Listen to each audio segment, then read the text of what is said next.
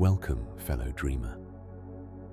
Tonight, we journey through the remarkable story of the automobile, from its earliest steam-powered beginnings to the sleek electric vehicles of today, discovering the brilliant minds and transformative moments that changed how humanity moves across the earth. This tale unfolds alongside gentle music and flowing abstract visuals, revealing hidden marvels and captivating details from automotive history, each one offered softly to nourish your curious mind as you ease toward restful sleep. So take a deep breath, let yourself sink into the comfort that surrounds you, and allow both your thoughts and your gaze to soften as the story begins to unfold. Long before the rumble of engines filled city streets, before the smell of gasoline became a familiar part of daily life, human beings gazed at the world around them and dreamed of movement without effort. They watched rivers carry boats downstream, saw wind fill sails and push vessels across vast oceans, and wondered if there might be some way to harness these invisible forces to propel themselves across land as easily as they traveled across water. The ancient world was full of stories about magical movement. Greek myths told of the god Helios driving his golden chariot across the sky, pulled not by horses, but by the power of the sun itself. Other legends spoke of carpets that could fly, of mechanical servants that moved on their own, of vehicles that required no animal to pull them. These were fantasies, of course, but they reflected something deep in the human imagination,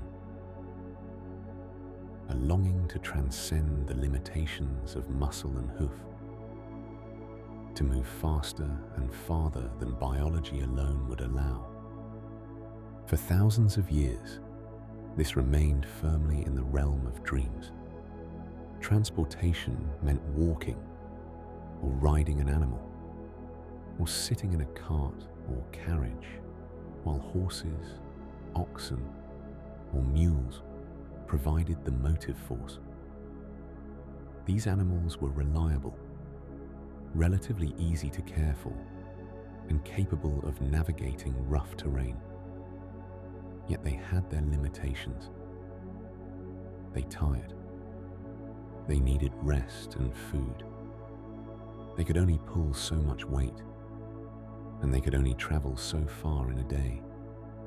As human knowledge gradually expanded through the Middle Ages and into the Renaissance, certain minds began to approach the question of self-propelled vehicles not as mythology, but as engineering problems waiting to be solved. Among these curious intellects was Leonardo da Vinci, the remarkable Italian artist and inventor who lived from the mid-15th century to the early 16th century. In Leonardo's notebooks, preserved across centuries, and now housed in museums and libraries around the world, we find sketches and diagrams that seem almost prophetic. Among his thousands of drawings are designs for a self-propelled cart, a mechanical vehicle that would move without horses. His design used springs wound tightly to store energy, which would then be released gradually to turn the wheels. The concept was elegant. Create a mechanism that could store human effort applied during the winding process, then release that effort slowly to create sustained motion. Leonardo's cart was never built during his lifetime, or if it was, no record of its operation survived. But centuries later, researchers studying his notes constructed working models based on his specifications, and these models actually functioned. They rolled forward on their own, just as Leonardo had envisioned. His spring-powered cart could not travel far, and it needed to be wound again after each short journey, but it proved that the fundamental concept was sound. a vehicle could move itself. Yet Leonardo's invention remained a curiosity rather than a practical form of transportation. The springs could not store enough energy to make the cart useful for anything beyond demonstration. What was needed was a more powerful source of energy, something that could sustain motion over long distances without constant human intervention. Other Renaissance thinkers pondered similar questions. They observed windmills turning in the breeze and water wheels rotating in streams, and they wondered whether these forces might somehow be adapted to land vehicles. Some drawings from this period show carriages equipped with sails, imagining that wind power might push a vehicle along a road just as it pushed ships across the sea. These designs faced obvious practical problems. Wind was unreliable, often blew in the wrong direction, and even when favorable, could not easily propel a heavy vehicle over rough roads. The philosophical questions surrounding these early dreams of mechanical motion were as interesting as the technical challenges. Thinkers and inventors of previous centuries did not simply ask, how can we build this? But also, should we build this? And what would it mean if we did? The horse had been humanity's companion for millennia. Entire industries existed around breeding, training, feeding, and caring for horses. Skilled craftsmen made saddles and harnesses. Farriers shoed hooves. Stable keepers provided housing and feed. What would happen to all these people and their livelihoods if horses were no longer needed? There were also questions about the social order. In many societies, the ability to own and maintain horses was a mark of status and wealth. Fine carriages pulled by matched teams of horses announced their owner's importance. If mechanical vehicles became available, would they democratize transportation? Or would they simply become a new symbol of privilege? Would common people benefit from this technology? Or would it remain forever the plaything of the wealthy? Some thinkers worried about more fundamental changes to human life. If people could travel faster and more easily, would communities become less stable? Would the bonds between neighbors weaken if everyone could simply roll away whenever they wished? Would the pace of life accelerate in ways that might prove unsettling to the established rhythms of agricultural and craft-based societies? These concerns were abstract in the 16th, 17th, and early 18th centuries because no viable self-propelled vehicle yet existed. But the questions hung in the air, waiting to become relevant as the technological pieces gradually fell into place. Inventors needed not just a clever mechanism, but a genuine power source, something that could generate sustained force without relying on human or animal muscle, without depending on unpredictable wind or the proximity of flowing water. The answer, when it began to emerge, came from an unexpected place. It would not be found in elaborate clockwork mechanisms or wind-catching sails, but in something far more elemental and powerful, the force contained within heated water, the expansive energy of steam.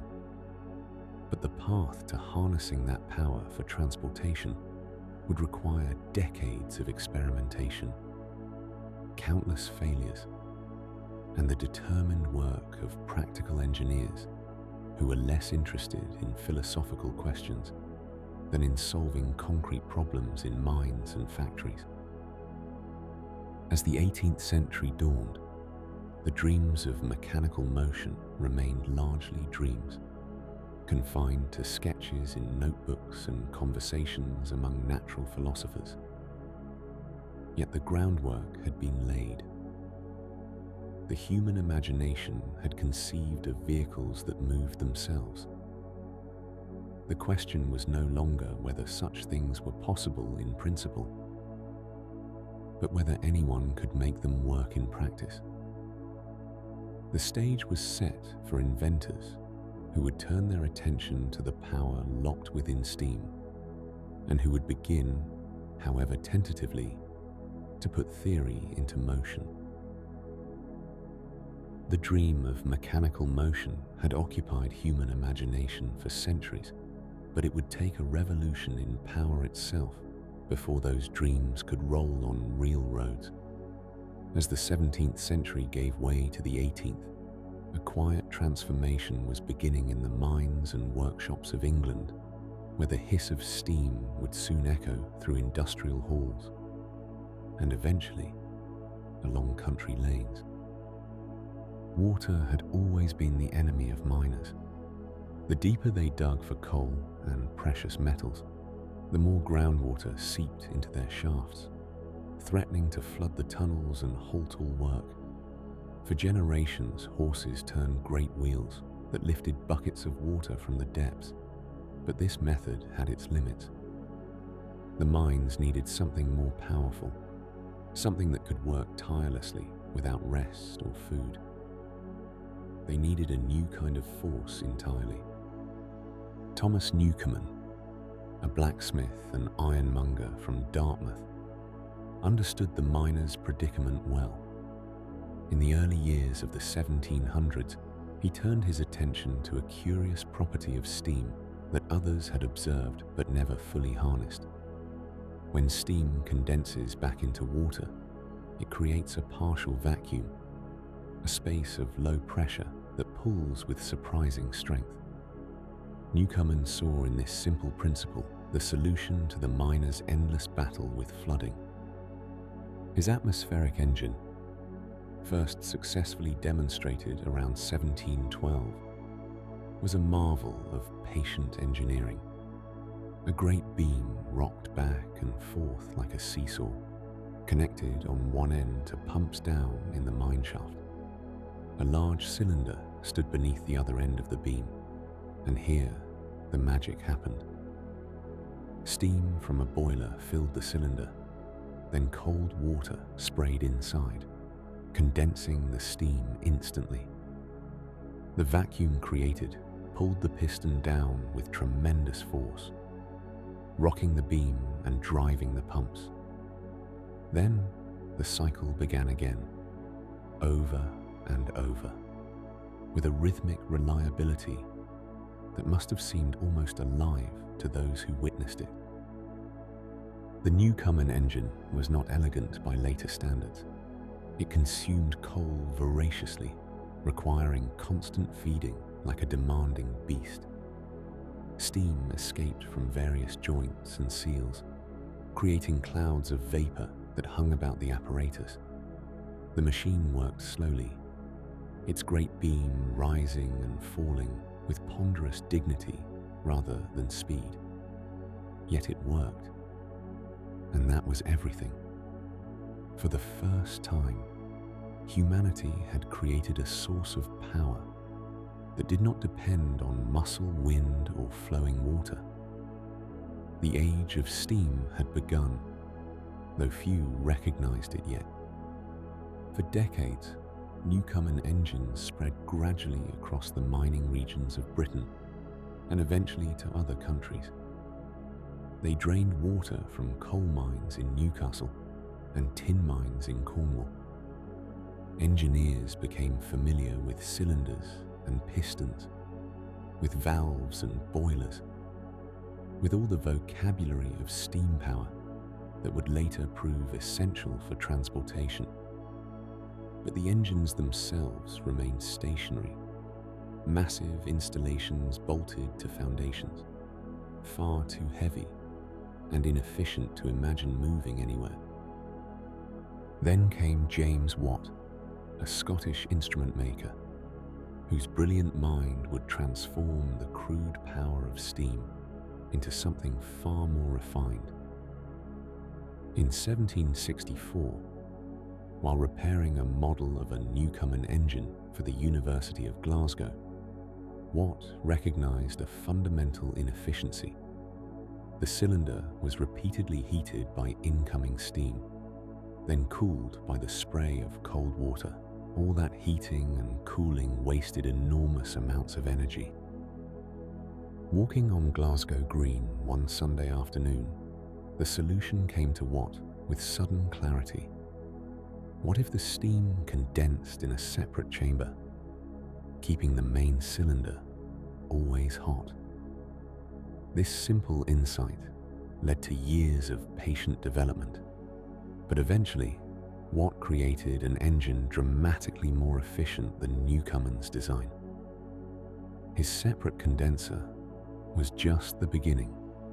He added improvements that made steam power more practical, more controllable, more useful for a wider range of applications.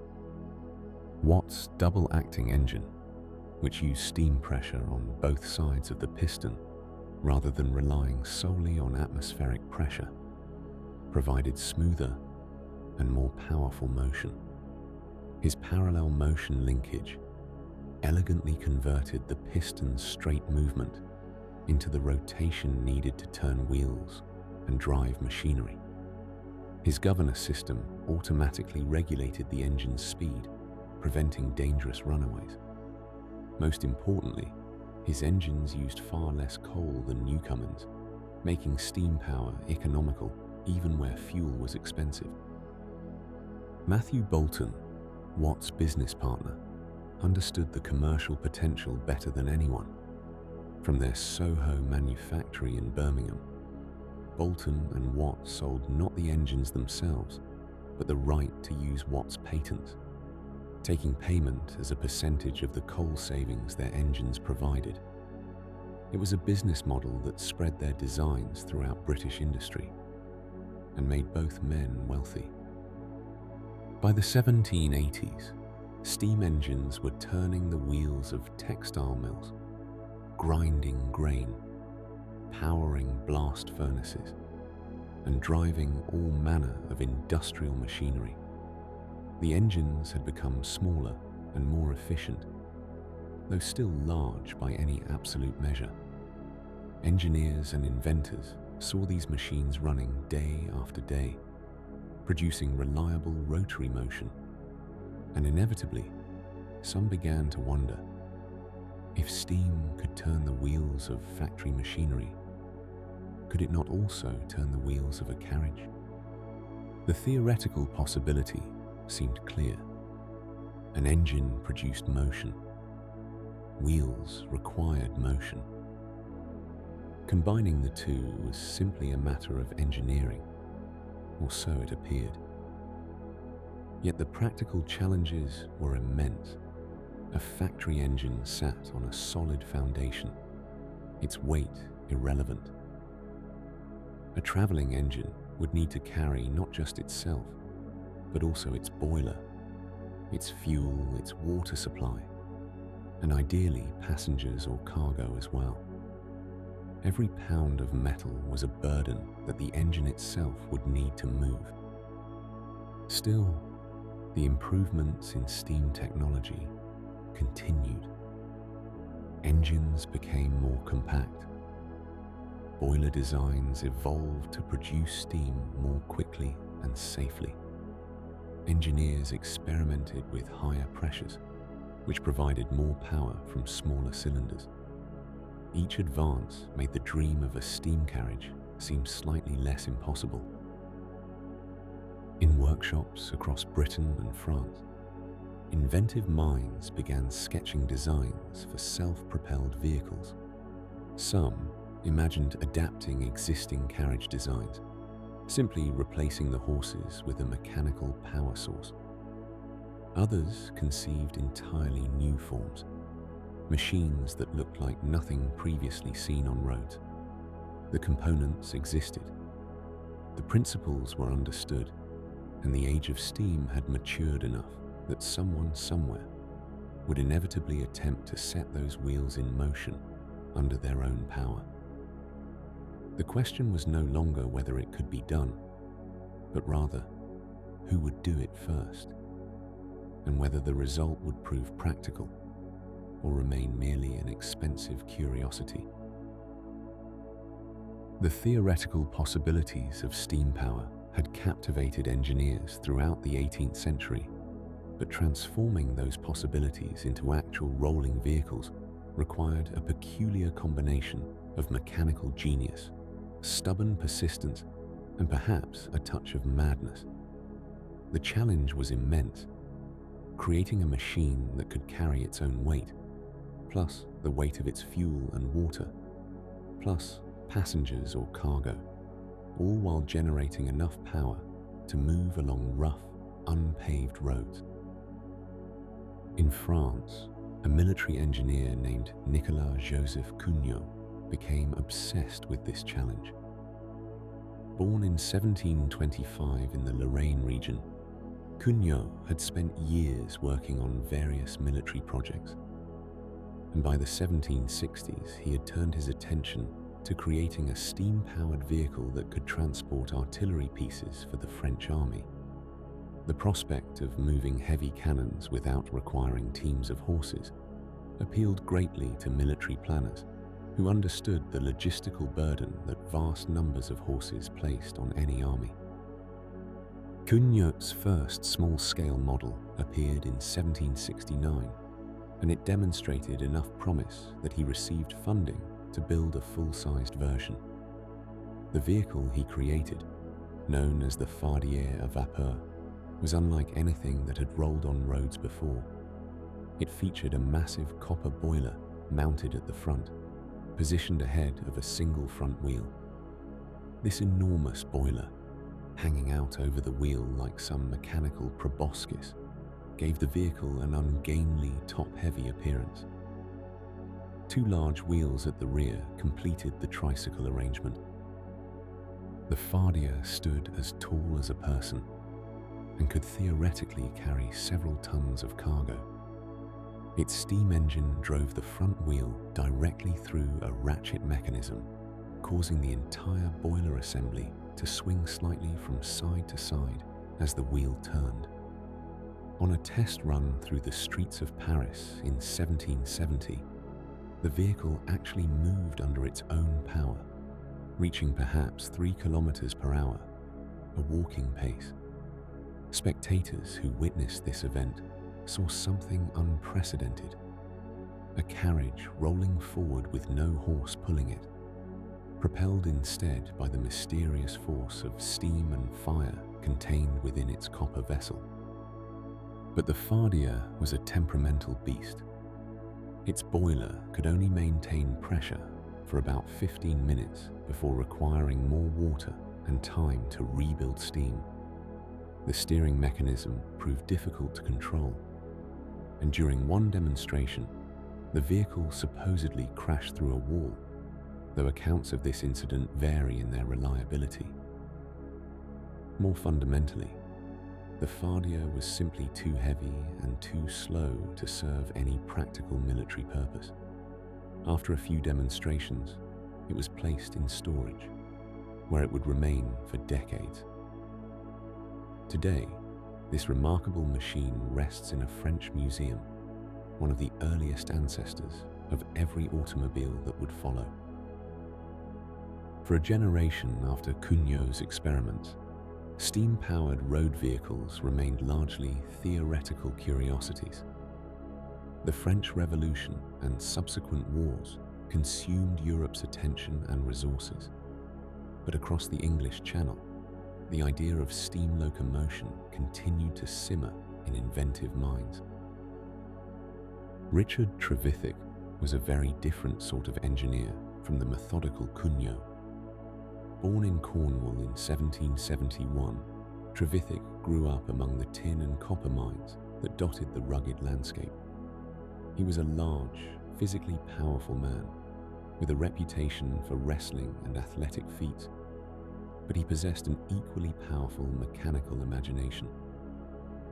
The stationary steam engines that pumped water from the mines fascinated him, and he began to wonder why steam had to remain confined to fixed locations.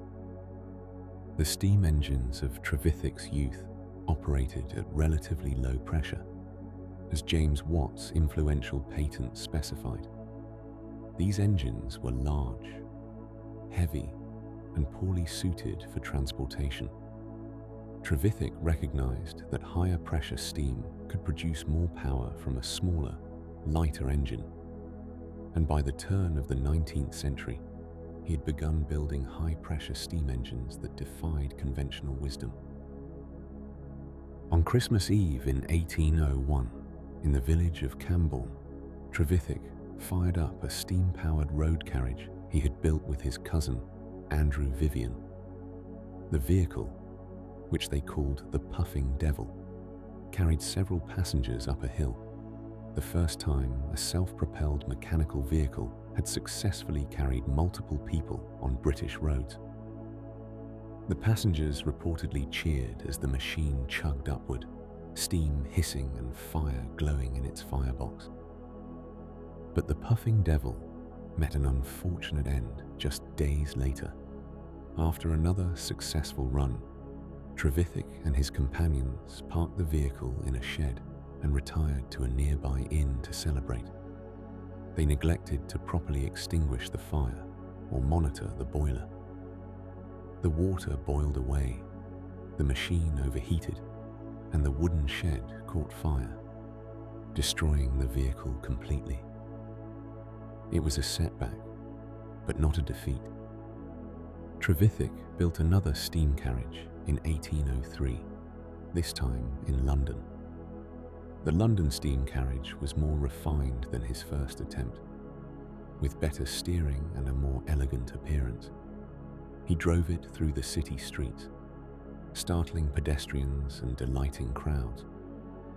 On one occasion, he carried passengers from Holborn to Paddington and back. A genuine journey rather than a mere demonstration. The machine worked, proving that steam power could propel vehicles on common roads. Yet despite these technical successes, Trevithick's road carriages never became commercial ventures. The roads of early 19th century Britain were simply too rough and poorly maintained for heavy vehicles. His steam carriages broke down frequently, maintenance was expensive, and the cost of operation exceeded any practical benefit. Trevithick soon shifted his focus to steam locomotives running on rails, where the smoother surface and guided path made steam power far more practical. Other inventors tried their hand at steam carriages during these early years.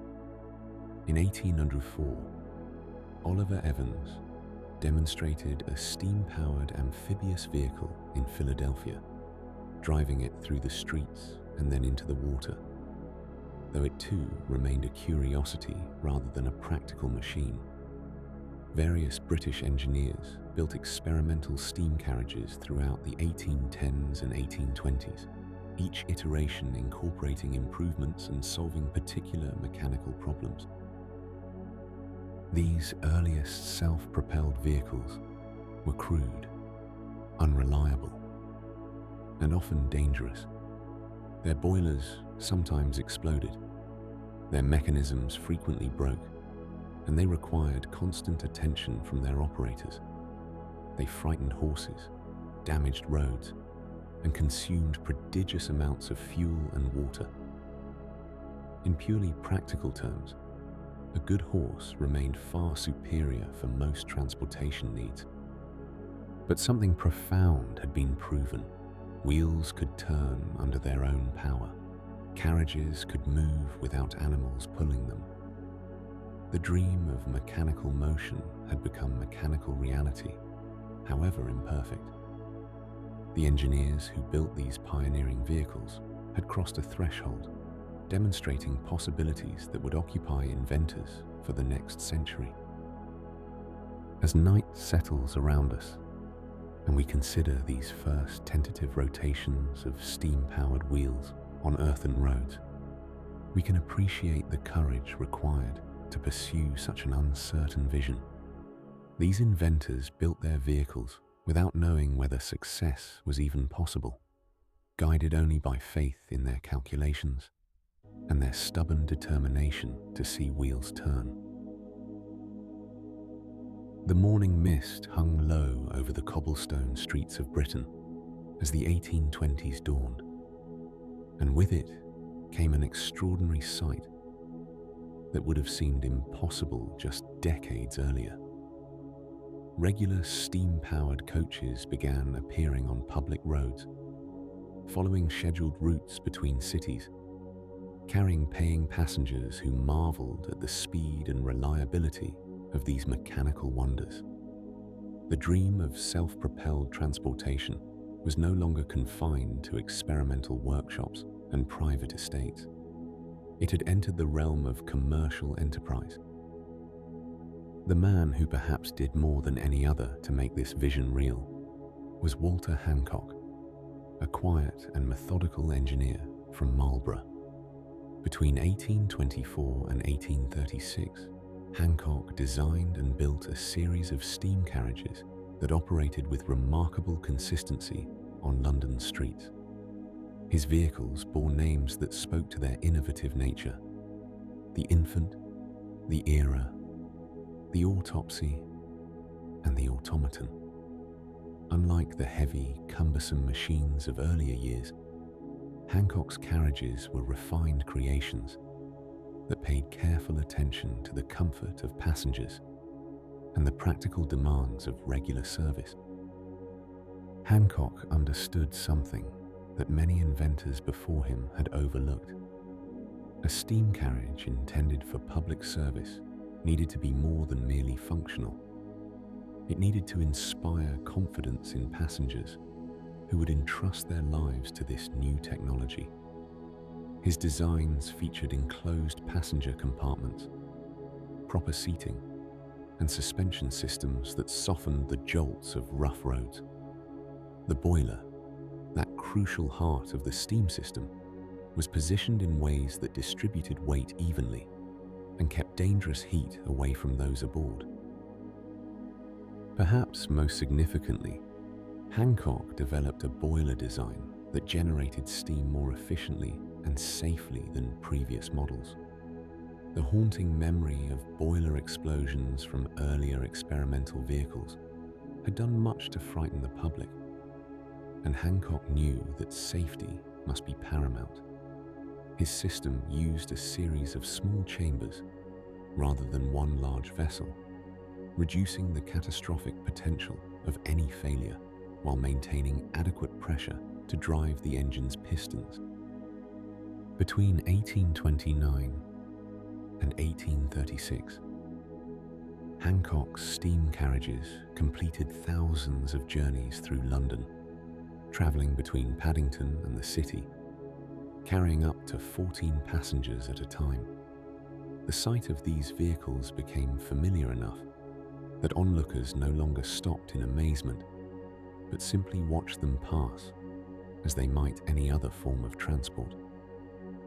This normalization was perhaps the greatest achievement of all, for it suggested that mechanical road vehicles had earned a place in daily life. Meanwhile, in other parts of Britain, competitors and innovators were establishing their own steam carriage services.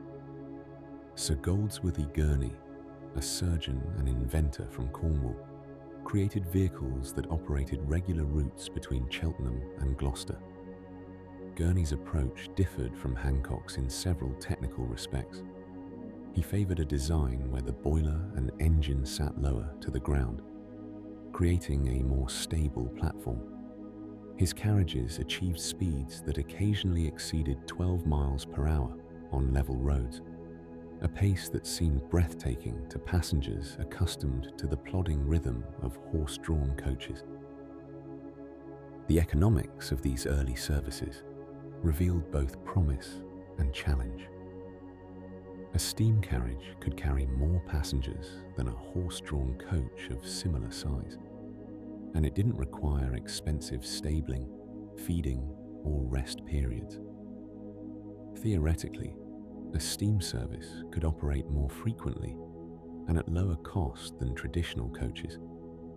The machines could run for hours without tiring, limited only by their water and fuel supplies. Yet the reality proved more complex. The roads of early 19th century Britain, adequate for horses and light carriages, suffered terribly under the weight of steam vehicles. The solid wheels and substantial mass of these machines pressed deep into road surfaces, creating ruts and breaking up paving stones. Repair costs mounted, and local authorities began viewing the steam coaches not as marvels of progress, but as expensive nuisances that damaged infrastructure their communities struggled to maintain. Resistance took organized form through the turnpike trusts, private entities responsible for maintaining stretches of road in exchange for collecting tolls. These trusts possessed considerable authority over what traveled their routes and at what cost. Faced with expensive road damage, many trusts imposed discriminatory toll rates on steam carriages, sometimes charging 10 or 20 times what horse-drawn vehicles paid for the same journey. The stated justification was compensation for road wear, but the effect was to render steam services economically unviable. The matter grew contentious enough that Parliament became involved, conducting investigations and hearing testimony about the relative merits and dangers of steam propulsion on public roads. These hearings revealed the depth of feeling on both sides. Supporters of steam carriages spoke eloquently about progress, efficiency, and the inevitability of mechanical transport. Opponents raised concerns about safety, noise, frightening of horses, and the disruption of established ways of life. In 1831, Parliament passed legislation that attempted to regulate rather than prohibit steam carriages, setting maximum speeds and requiring vehicles to consume their own smoke to avoid the thick black clouds that early designs had produced. Yet this moderate approach satisfied neither camp fully, and local opposition continued to manifest in punitive tolls and hostile enforcement of regulations. As the 1830s progressed, another challenge emerged that would prove even more decisive than economic factors or local resistance. The railway age was beginning in earnest. George Stephenson's successful locomotives were demonstrating that steam power achieved its greatest efficiency not on roads, but on specially prepared iron rails. Railways could carry far more passengers and cargo at higher speeds, with less fuel consumption and maintenance difficulty than road-going steam vehicles. The capital that might have flowed into improved steam carriage designs increasingly turned toward railway investments instead. The public's imagination, briefly captivated by the sight of steam coaches navigating city streets, shifted to the grander vision of iron networks connecting the entire nation. By the late 1830s, most steam carriage services had ceased operation, unable to compete with trains or overcome the accumulated resistance of turnpike trusts and local authorities. Walter Hancock withdrew from the steam carriage business in 1836, his vehicles having proven their technical feasibility, but unable to establish lasting commercial success. Other operators made similar decisions, and the brief era of steam coaches on British roads came to a quiet end. The vehicles themselves were retired, dismantled, or occasionally preserved as curiosities, reminders of a path that transportation had explored before choosing a different direction. Yet this chapter in automotive history was far from wasted effort. The engineers who designed these machines had solved countless practical problems about steering, suspension, braking, and power transmission. They had demonstrated that self-propelled road vehicles could operate reliably in public service. They had introduced thousands of people to the concept of mechanical transport, planting seeds of acceptance that would eventually blossom when a new form of engine arrived on the scene. The age of steam on roads had concluded, but it left behind lessons and possibilities that would inform the inventors yet to come, those who would approach the problem of self-propelled carriages from an entirely different direction. As the steam coaches gradually faded from Britain's roads, defeated not by technical shortcomings but by economic and political forces, the seeds of an entirely different approach to mechanical propulsion were already taking root in workshops and laboratories across Europe. The future of self-propelled vehicles would not belong to external combustion, where fuel burned in a separate chamber to heat water into steam, but to a more elegant and compact solution, burning fuel directly inside a cylinder, harnessing the explosive force of combustion itself. The theoretical foundations for this revolution emerged from an unlikely source. In 1824, a young French military engineer named Sadi Carnot published a slim volume exploring the fundamental principles of heat and mechanical work. Though Carnot's writings seemed abstract and mathematical, buried within his equations was a profound insight. Engines that operated at higher temperatures could extract more useful work from their fuel. An engine that could burn fuel at the precise moment and location where power was needed might achieve efficiencies that steam power, with its intermediate step of boiling water, could never match. For decades, this remained purely theoretical. The practical challenge was immense. How could one contain and control an explosion inside a metal cylinder, repeating this violent process hundreds of times per minute without destroying the engine itself? The answer would require innovations in metallurgy, precision manufacturing, and fuel delivery that simply did not exist in the 1820s and 1830s. The first tentative steps came in the 1850s when inventors began experimenting with engines powered by coal gas, the same illuminating gas that lit city streets and wealthy homes. In 1858, a Belgian engineer named Jean-Joseph Étienne Lenoir developed what many historians consider the first commercially practical internal combustion engine. Lenoir's creation resembled a horizontal steam engine in appearance, but instead of steam pushing the piston, a mixture of coal gas and air was drawn into the cylinder, then ignited by an electric spark. The explosion drove the piston forward with considerable force, and as it returned, the spent gases were expelled and a fresh charge drawn in, ready for the next ignition. The engine was noisy, inefficient by later standards, and consumed fuel at an alarming rate, but it worked. It produced power reliably enough that Lenoir sold several hundred of these engines for stationary applications, driving printing presses, water pumps, and small machinery. In 1863, Lenoir took the bold step of installing one of his engines in a wheeled vehicle, creating a motorized carriage that successfully completed a journey of about 6 miles from Paris to Joinville-le-Pont. The trip took roughly 3 hours, a pace barely faster than a comfortable walk, and the engine's heat and vibration made the experience rather unpleasant. Yet something profound had occurred. A vehicle had traveled under the power of internal combustion, proving the concept could extend beyond stationary applications. While Lenoir's engine worked, it wasted most of its fuel's potential energy. The key to greater efficiency lay in compression.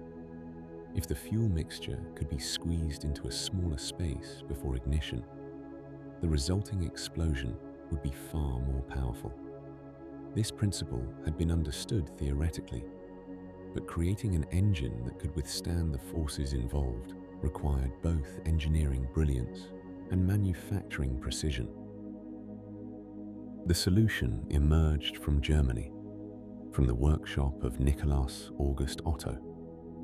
A traveling salesman by trade, Otto had become fascinated by engine design after seeing a Lenoir engine at an exhibition. Working with a partner, Eugen Langen, Otto spent years refining his ideas, experimenting with different approaches to harnessing explosive force.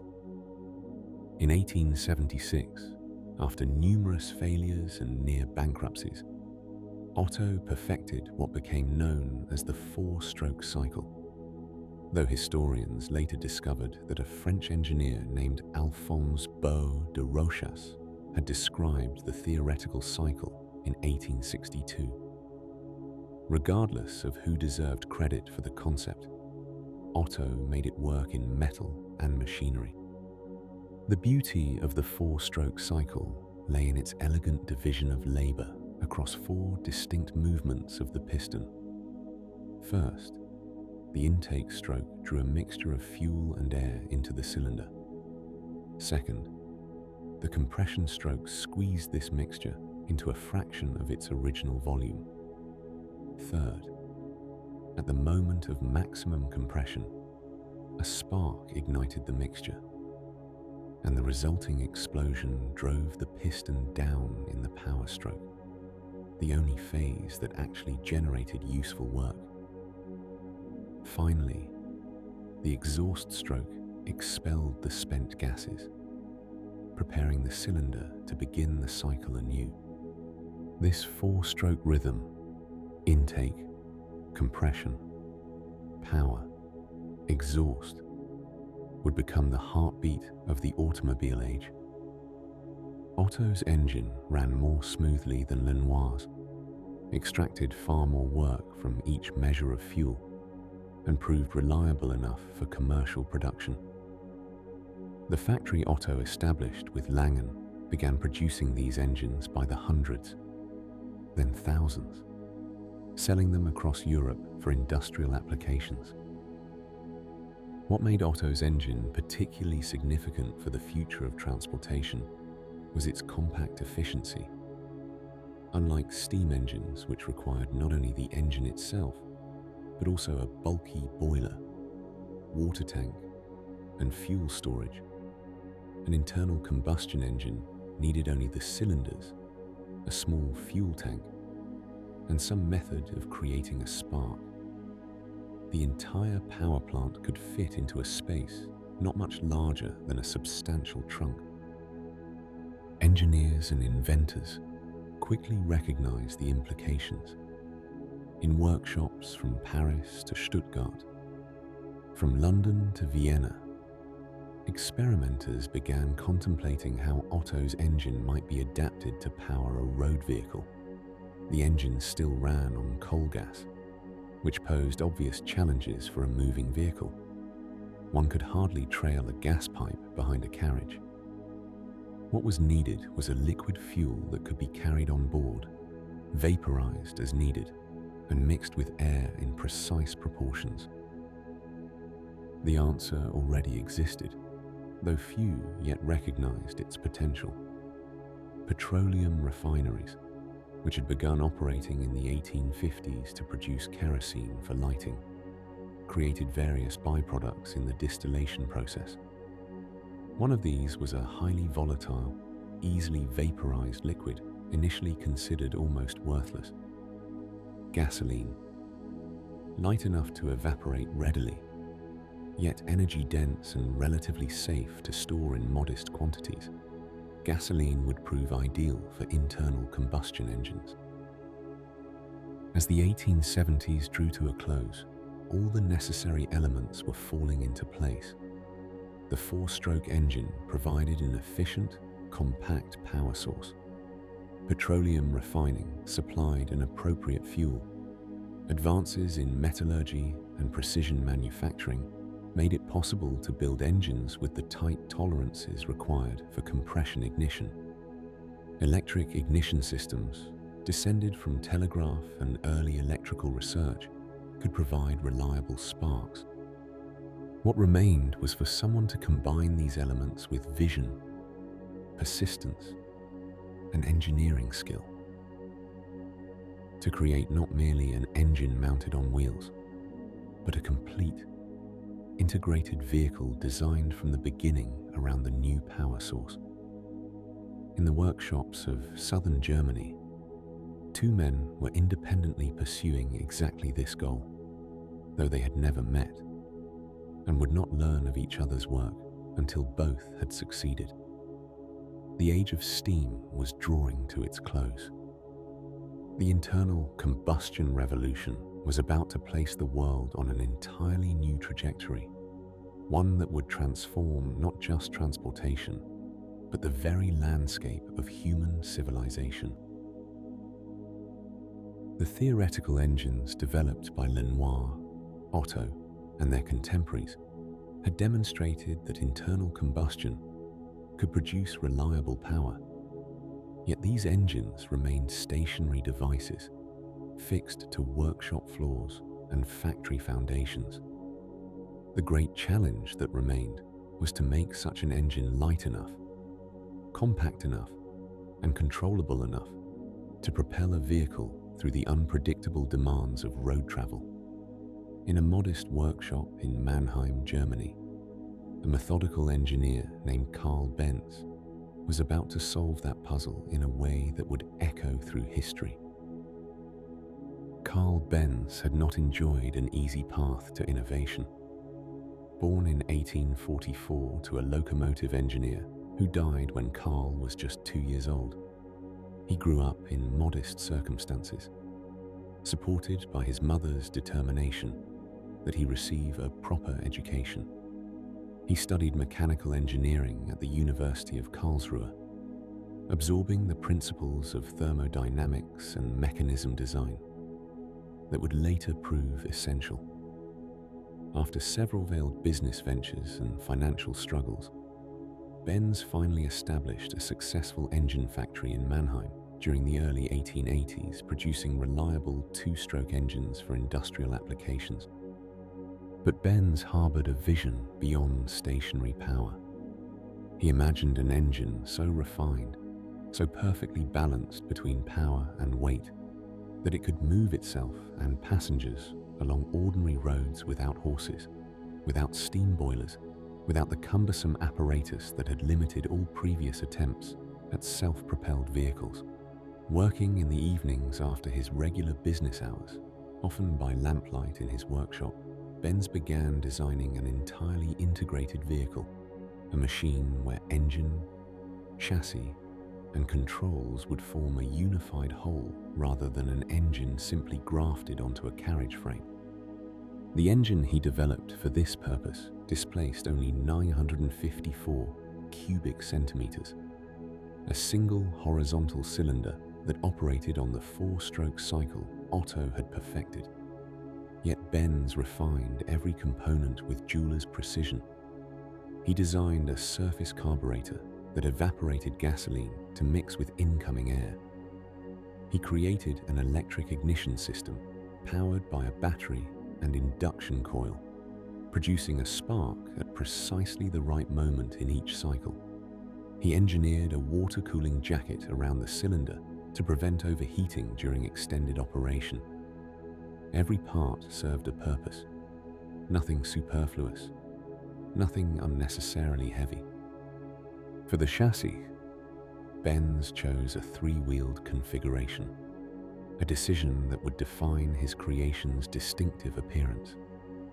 The single front wheel connected to a simple tiller for steering, while two larger wheels at the rear received power from the engine through a belt and chain drive system. This arrangement eliminated the need for a complex differential mechanism, simplifying the mechanical challenge. The frame itself consisted of steel tubing, strong yet light, supporting a bench seat for 2 passengers positioned behind the engine. By the summer of 1885, the vehicle neared completion. On a quiet evening, with only his workers present, Benz conducted the first tentative trials in the courtyard behind his workshop. The engine coughed to life, its single cylinder beating a steady rhythm. The belts engaged, and the vehicle lurched forward, traveling perhaps 100 meters before Benz applied the simple brake and brought it to rest. The movement seemed almost miraculous, this delicate machinery propelling itself without any visible source of power, pushing or pulling it along. Benz spent the following months refining the design, strengthening components that proved weak, adjusting the carburetor for smoother operation, improving the steering response. By early 1886, he felt confident enough to apply for a patent. On January 29, 1886, the German Imperial Patent Office granted patent number 37435 for a vehicle powered by a gas engine, a document that would later be recognized as the birth certificate of the automobile. The vehicle, which Benz called the Motorwagen, could achieve speeds approaching 16 kilometers per hour, nearly as fast as a trotting horse, though certainly not as fast as a galloping one. Public demonstrations, however, did not proceed smoothly. The Motorwagen's narrow wheels sometimes caught in ruts. Its single-cylinder engine occasionally stalled. Skeptical observers compared it unfavorably to the reliable horses they knew and trusted. The local newspaper in Mannheim treated the invention with bemused curiosity rather than enthusiasm. Benz found himself defending his creation against suggestions that it was merely an expensive toy, a curiosity without practical value. Then, in August 1888, Bertha Benz undertook a journey that would transform public perception entirely.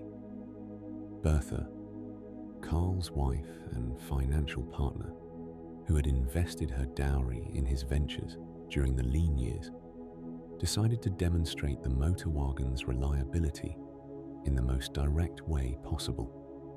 Early one morning, without telling her husband in advance, she and their 2 teenage sons pushed the vehicle out of the workshop and set off on an ambitious journey from Mannheim to Pforzheim, her childhood home, a distance of over 100 kilometers.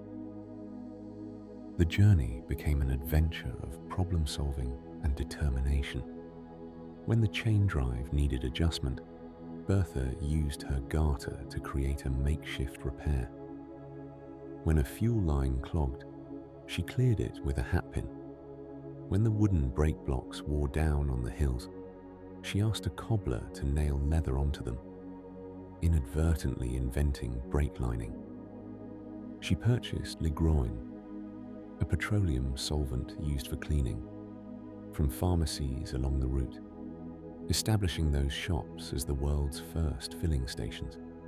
When hills proved too steep for the small engine, her sons jumped out and pushed. After 12 hours of travel, repairs, and determination, Bertha and her sons arrived in Pforzheim. She sent Carl a telegram announcing their successful arrival, news that must have produced equal measures of relief and astonishment. The return journey several days later proceeded more smoothly, armed with lessons learned from the outbound trip. Bertha's journey accomplished what Carl's careful demonstrations had not. Newspapers now reported the story with genuine interest.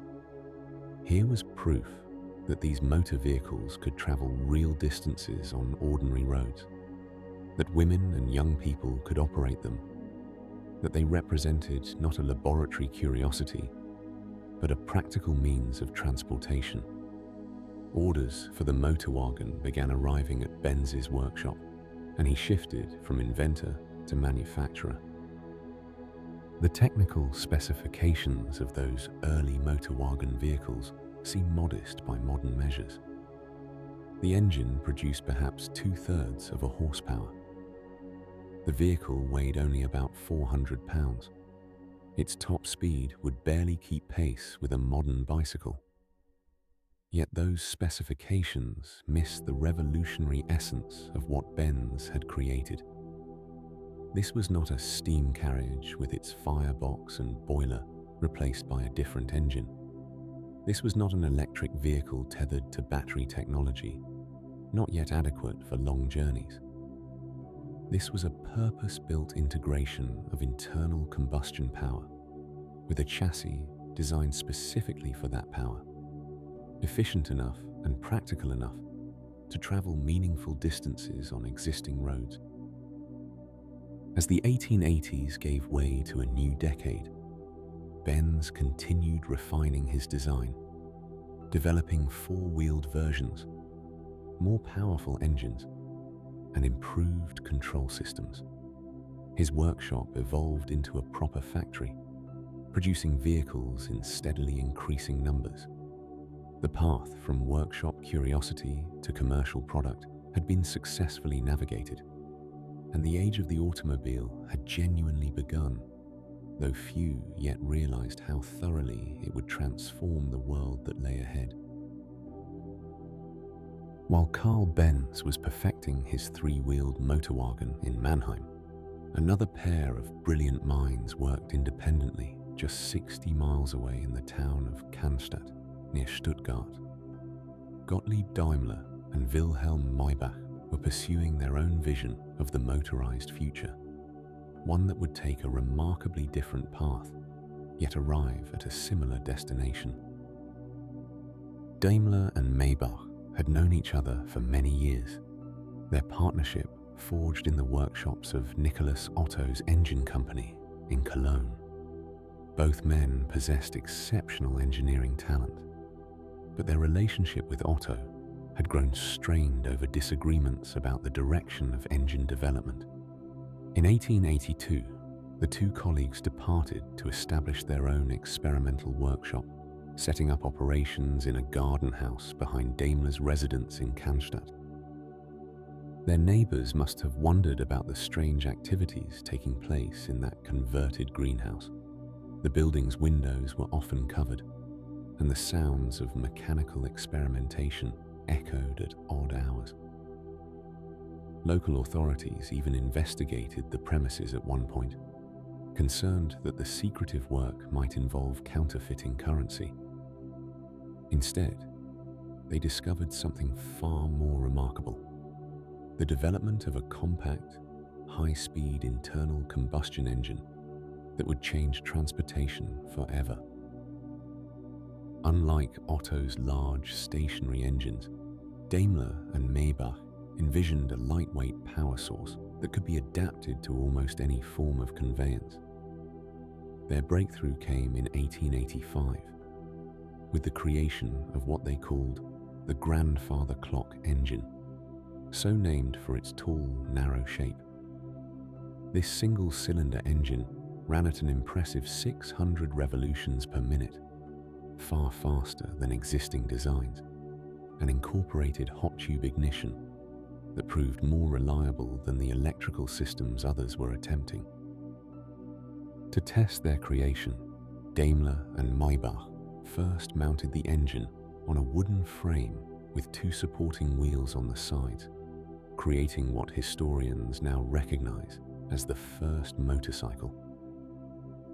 On a November day in 1885, Daimler's son Paul took this wooden contraption for a ride along the road to Untertürkheim, covering about 3 kilometers. The machine vibrated terribly and required considerable bravery to operate, but it demonstrated that the engine concept worked.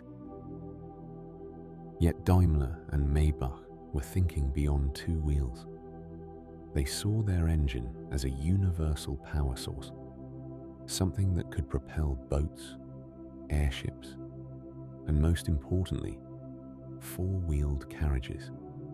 Throughout 1886, while Benz was conducting his first public demonstrations of the motorwagen, Daimler and Maybach were quietly installing their engine into a traditional horse-drawn carriage purchased from a Stuttgart coach builder. The resulting vehicle looked remarkably conventional from the outside.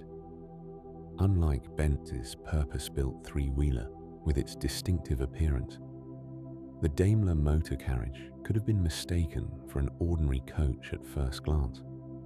The engine sat between the seats, hidden beneath the coachwork, and drove the rear wheels through a system of belts and gears. This philosophy of adapting existing carriage designs rather than creating entirely new vehicle architectures would prove influential in the early automobile industry. On Daimler's birthday in March 1887, the motor carriage made its first journey through the streets of Cannstatt. The test proved successful enough that Daimler's wife, Emma, used the vehicle to travel the considerable distance to Ludwigsburg to visit relatives. This practical use for everyday transportation demonstrated the same kind of real-world reliability that Bertha Benz had proven with her famous journey in Carl Benz's motorwagen. Maybach, the quieter and perhaps more methodically minded of the partnership, continued refining the engine design with remarkable ingenuity. He developed a float-feed carburetor that mixed air and fuel more efficiently than previous methods, solving one of the persistent problems of early internal combustion engines. His technical drawings revealed an artist's eye for elegant solutions to mechanical challenges, and many of his innovations became standard features in automobile engineering. The two partners held different visions for their creation's future. Daimler possessed an entrepreneur's instinct for commercialization and saw the broad potential for licensing their engine to various manufacturers. Maybach focused more intensely on technical perfection, constantly seeking ways to improve performance and reliability. This complementary relationship drove their work forward even as it occasionally created tension between them. In 1889, Daimler and Maybach unveiled a new vehicle at the Paris World Exposition, a gathering that showcased technological marvels from around the globe. Their latest creation featured a two-cylinder engine in a V configuration, producing more power in a compact package. The vehicle's design incorporated a 4-speed gearbox, allowing for better control of speed and power. This appearance in Paris proved significant, as it introduced French engineers and entrepreneurs to the possibilities of motorized transport, planting seeds that would soon blossom into France's early leadership in automobile manufacturing. The relationship between these pioneering inventors was marked by mutual respect, despite their working in isolation from one another. Daimler and Benz were aware of each other's work through technical publications and patent filings, yet they never collaborated. Each man approached the challenge of creating a practical automobile from a different angle. Benz focused on building a complete, integrated vehicle designed from the ground up as an automobile. Daimler and Maybach concentrated on perfecting an engine that could be adapted to multiple purposes, with the automobile being just one application. This parallel development created healthy competition and accelerated innovation. When one inventor solved a particular problem, others could learn from that solution and develop their own improvements. The patent system, while sometimes creating legal complications, also forced engineers to find alternative methods to achieve similar results, leading to technical diversity and rapid advancement. As the 1880s drew to a close, the fundamental question facing these pioneers was no longer whether motorized vehicles could work, but rather how they could be manufactured reliably and sold to a skeptical public. The technical achievements of Benz, Daimler, and Maybach had proven that self-propelled carriages were viable. The next challenge would be transforming these experimental machines into practical products that people actually wanted to own and use. The foundations laid by these German engineers in the mid-1880s created branching paths that would lead in numerous directions. Their different approaches to similar problems demonstrated that there was no single correct way to build an automobile.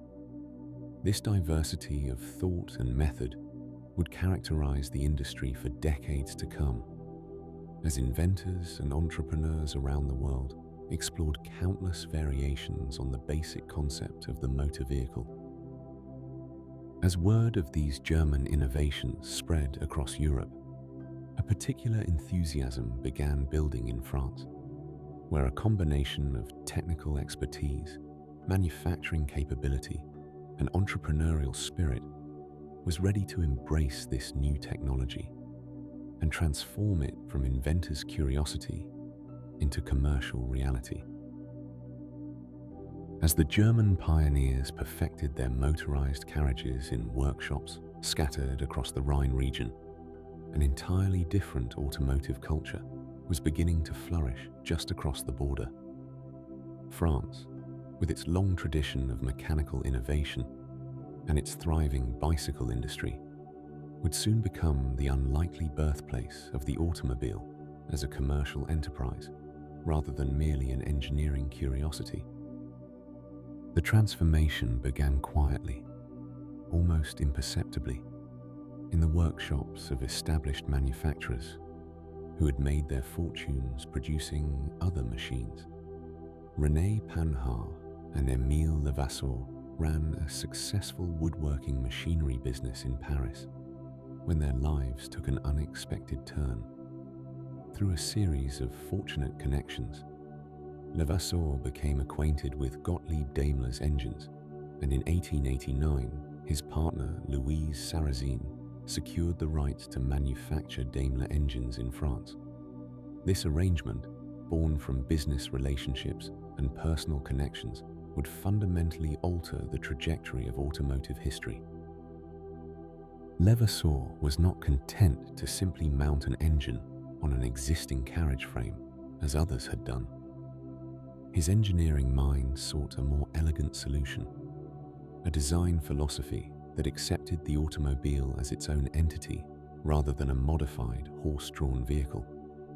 Working through countless long evenings in his workshop, experimenting with weight distribution and mechanical layouts, he developed what would become known as the System Panhard.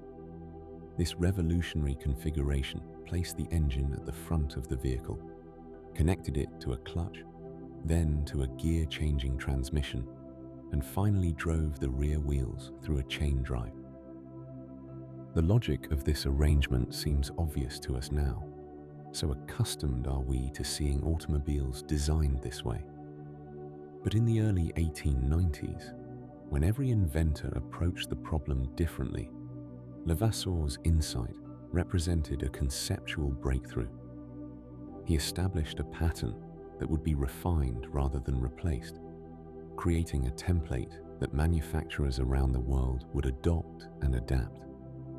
The System Panhard gave the automobile its fundamental architecture, its basic anatomical structure that persists in modified form even today. While Panhard and Levasseur approached automobile manufacturing from the machinery industry, another French company entered from an entirely different direction. The Peugeot family had built their fortune on more humble products, beginning with coffee mills and hand tools before moving into the booming bicycle market. Armand Peugeot had watched the development of steam vehicles with interest, even producing a few steam-powered tricycles in partnership with Léon Serpollet. But when he encountered Gottlieb Daimler's gasoline engines at the Paris Exposition of 1889, his vision shifted decisively. Peugeot's first petrol-powered vehicles appeared in 1891, sturdy machines that reflected their creators' practical sensibilities. Where some inventors pursued speed or elegance, Peugeot focused on reliability and manufacturability. His vehicles were designed to be produced in numbers, to be sold to actual customers who would drive them on actual roads. This commercial mindset, this focus on the automobile as a product rather than an experiment, helped establish France as the world's leading automobile manufacturer throughout the 1890s. The French advantage extended beyond individual companies to encompass a broader cultural enthusiasm for mechanical innovation. Paris had become a magnet for engineers, inventors, and entrepreneurs from across Europe. The city's cafes buzzed with technical discussions, its workshops hummed with experimental projects, and its wealthy citizens possessed both the means and the inclination to purchase novel machines. France also benefited from relatively favorable regulations, allowing these early automobiles to operate on public roads without the restrictive legislation that hampered development in some other nations. As the 1890s progressed, French manufacturers refined not only their mechanical designs, but also the very vocabulary of the automobile. The French language provided many of the terms that would become universal. Automobile itself, chassis, garage, chauffeur. This linguistic contribution reflected France's central role in transforming the motor car from a German invention into an international phenomenon.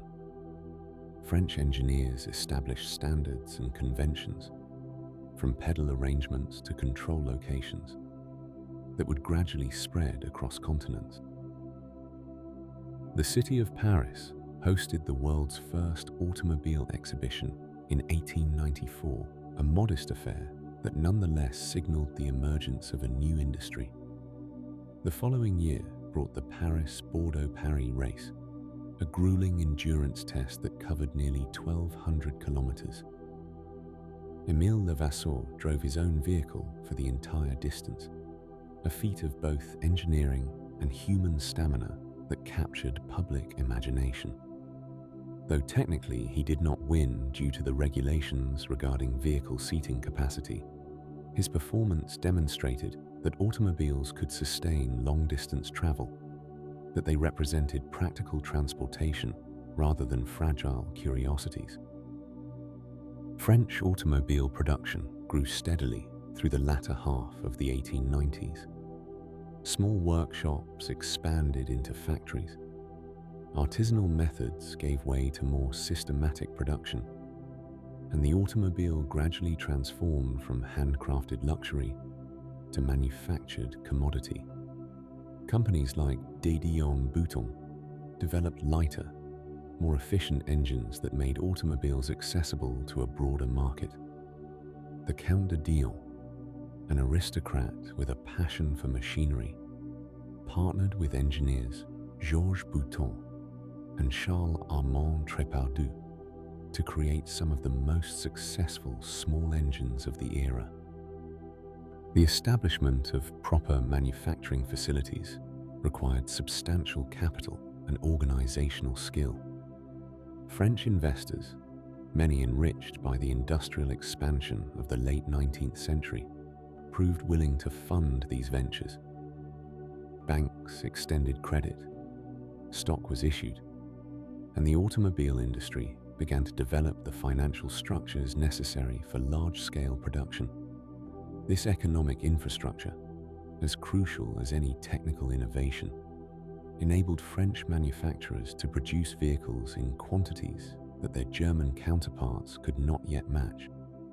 By the turn of the century, France had established itself as the undisputed center of the automotive world. French manufacturers produced more vehicles than the rest of Europe combined, and their products set the standards by which others were judged.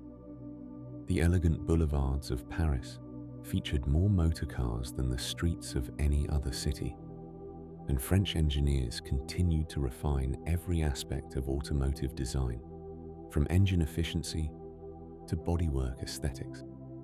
This French dominance would not last forever, of course.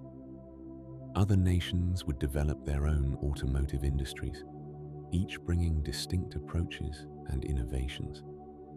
But during those crucial final years of the 19th century, France transformed the automobile from experimental device to commercial product, from inventor's dream to purchasable reality. The legacy of those French pioneers, their design conventions and manufacturing methods, would shape the global automobile industry for generations to come, a foundation upon which all subsequent developments would build.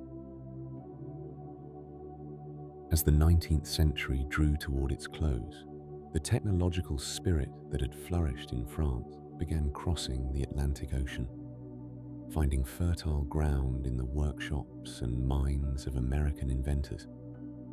The United States presented a vastly different landscape for the automobile than Europe, both literally and figuratively. Where European countries had developed dense networks of cities connected by established roads, America sprawled across enormous distances, with vast rural territories and growing urban centers hungry for new forms of transportation. In the early 1890s, American inventors found themselves confronting a peculiar question that their European counterparts had largely settled. What should power these new horseless carriages? While Benz and Daimler had committed firmly to gasoline engines, American experimenters maintained an open mind. Three distinct technologies competed for supremacy on American soil. Steam power, with its long history and proven reliability. Electric motors, clean and quiet. And the newer gasoline engines that promised a balance of power and convenience. Steam vehicles held particular appeal for American inventors who remembered the great age of steamboats and locomotives. The technology was familiar, well understood, and could be built using readily available materials and knowledge. In New England workshops, several inventors pursued the steam carriage with determination.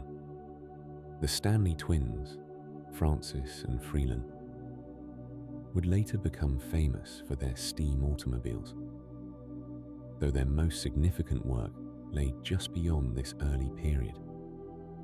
Steam offered immediate torque, smooth operation, and the comforting familiarity of a proven technology.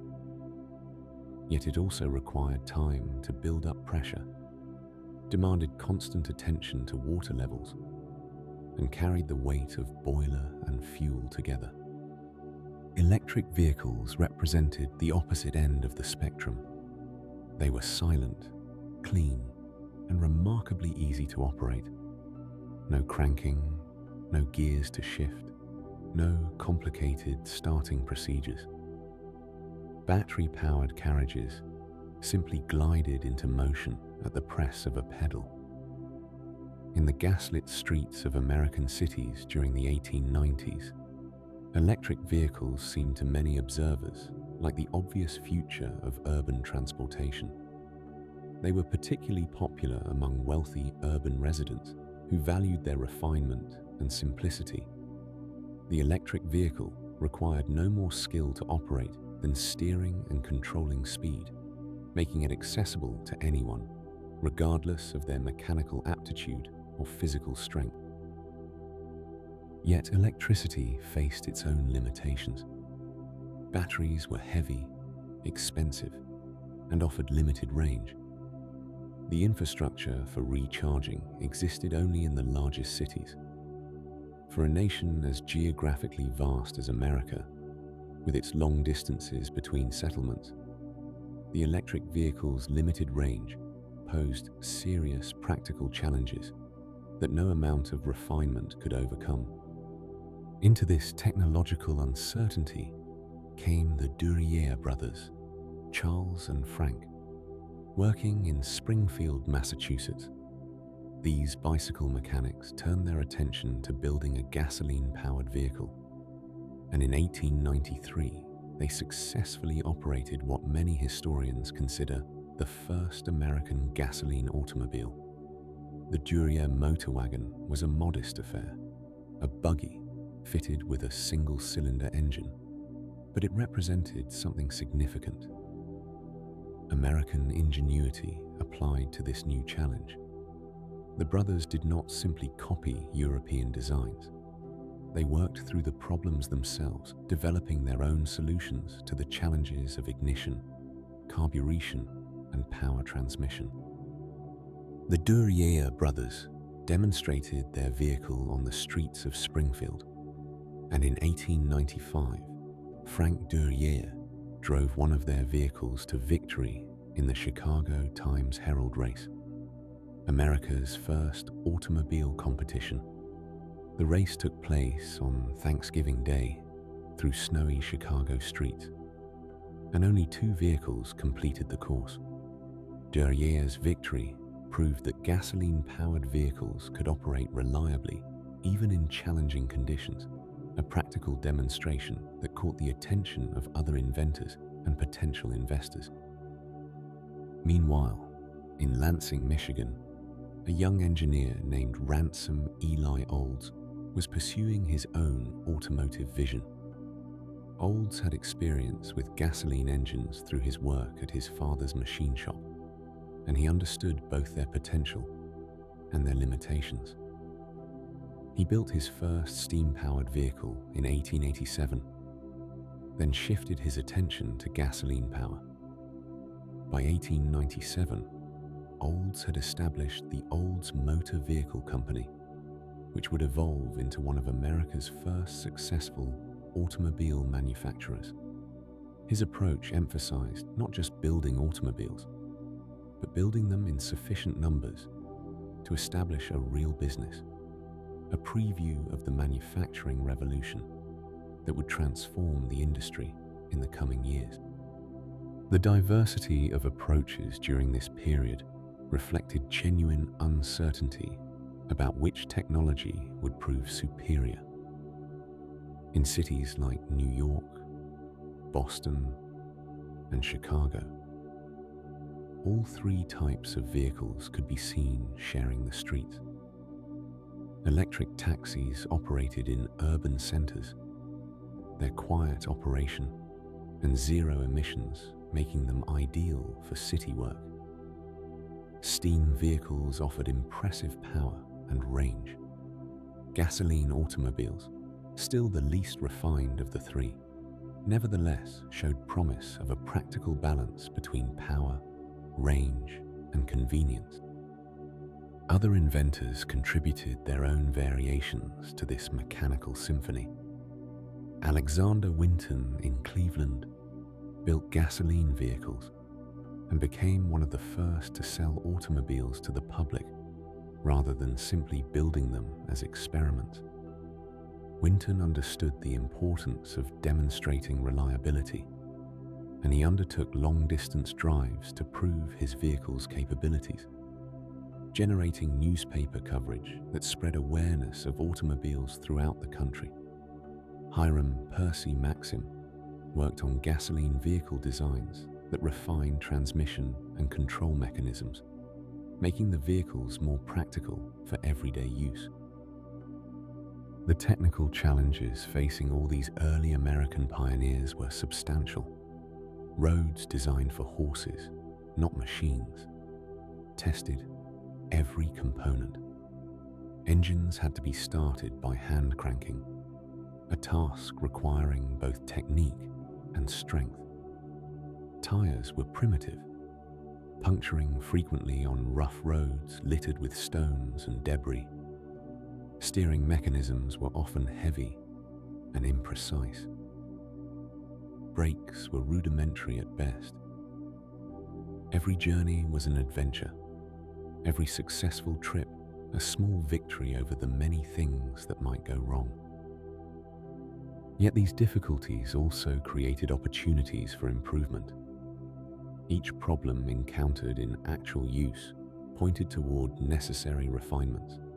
American inventors, working in relative isolation from their European counterparts, often developed different solutions to the same challenges, creating a rich diversity of mechanical approaches that would later cross-pollinate and strengthen the industry as a whole.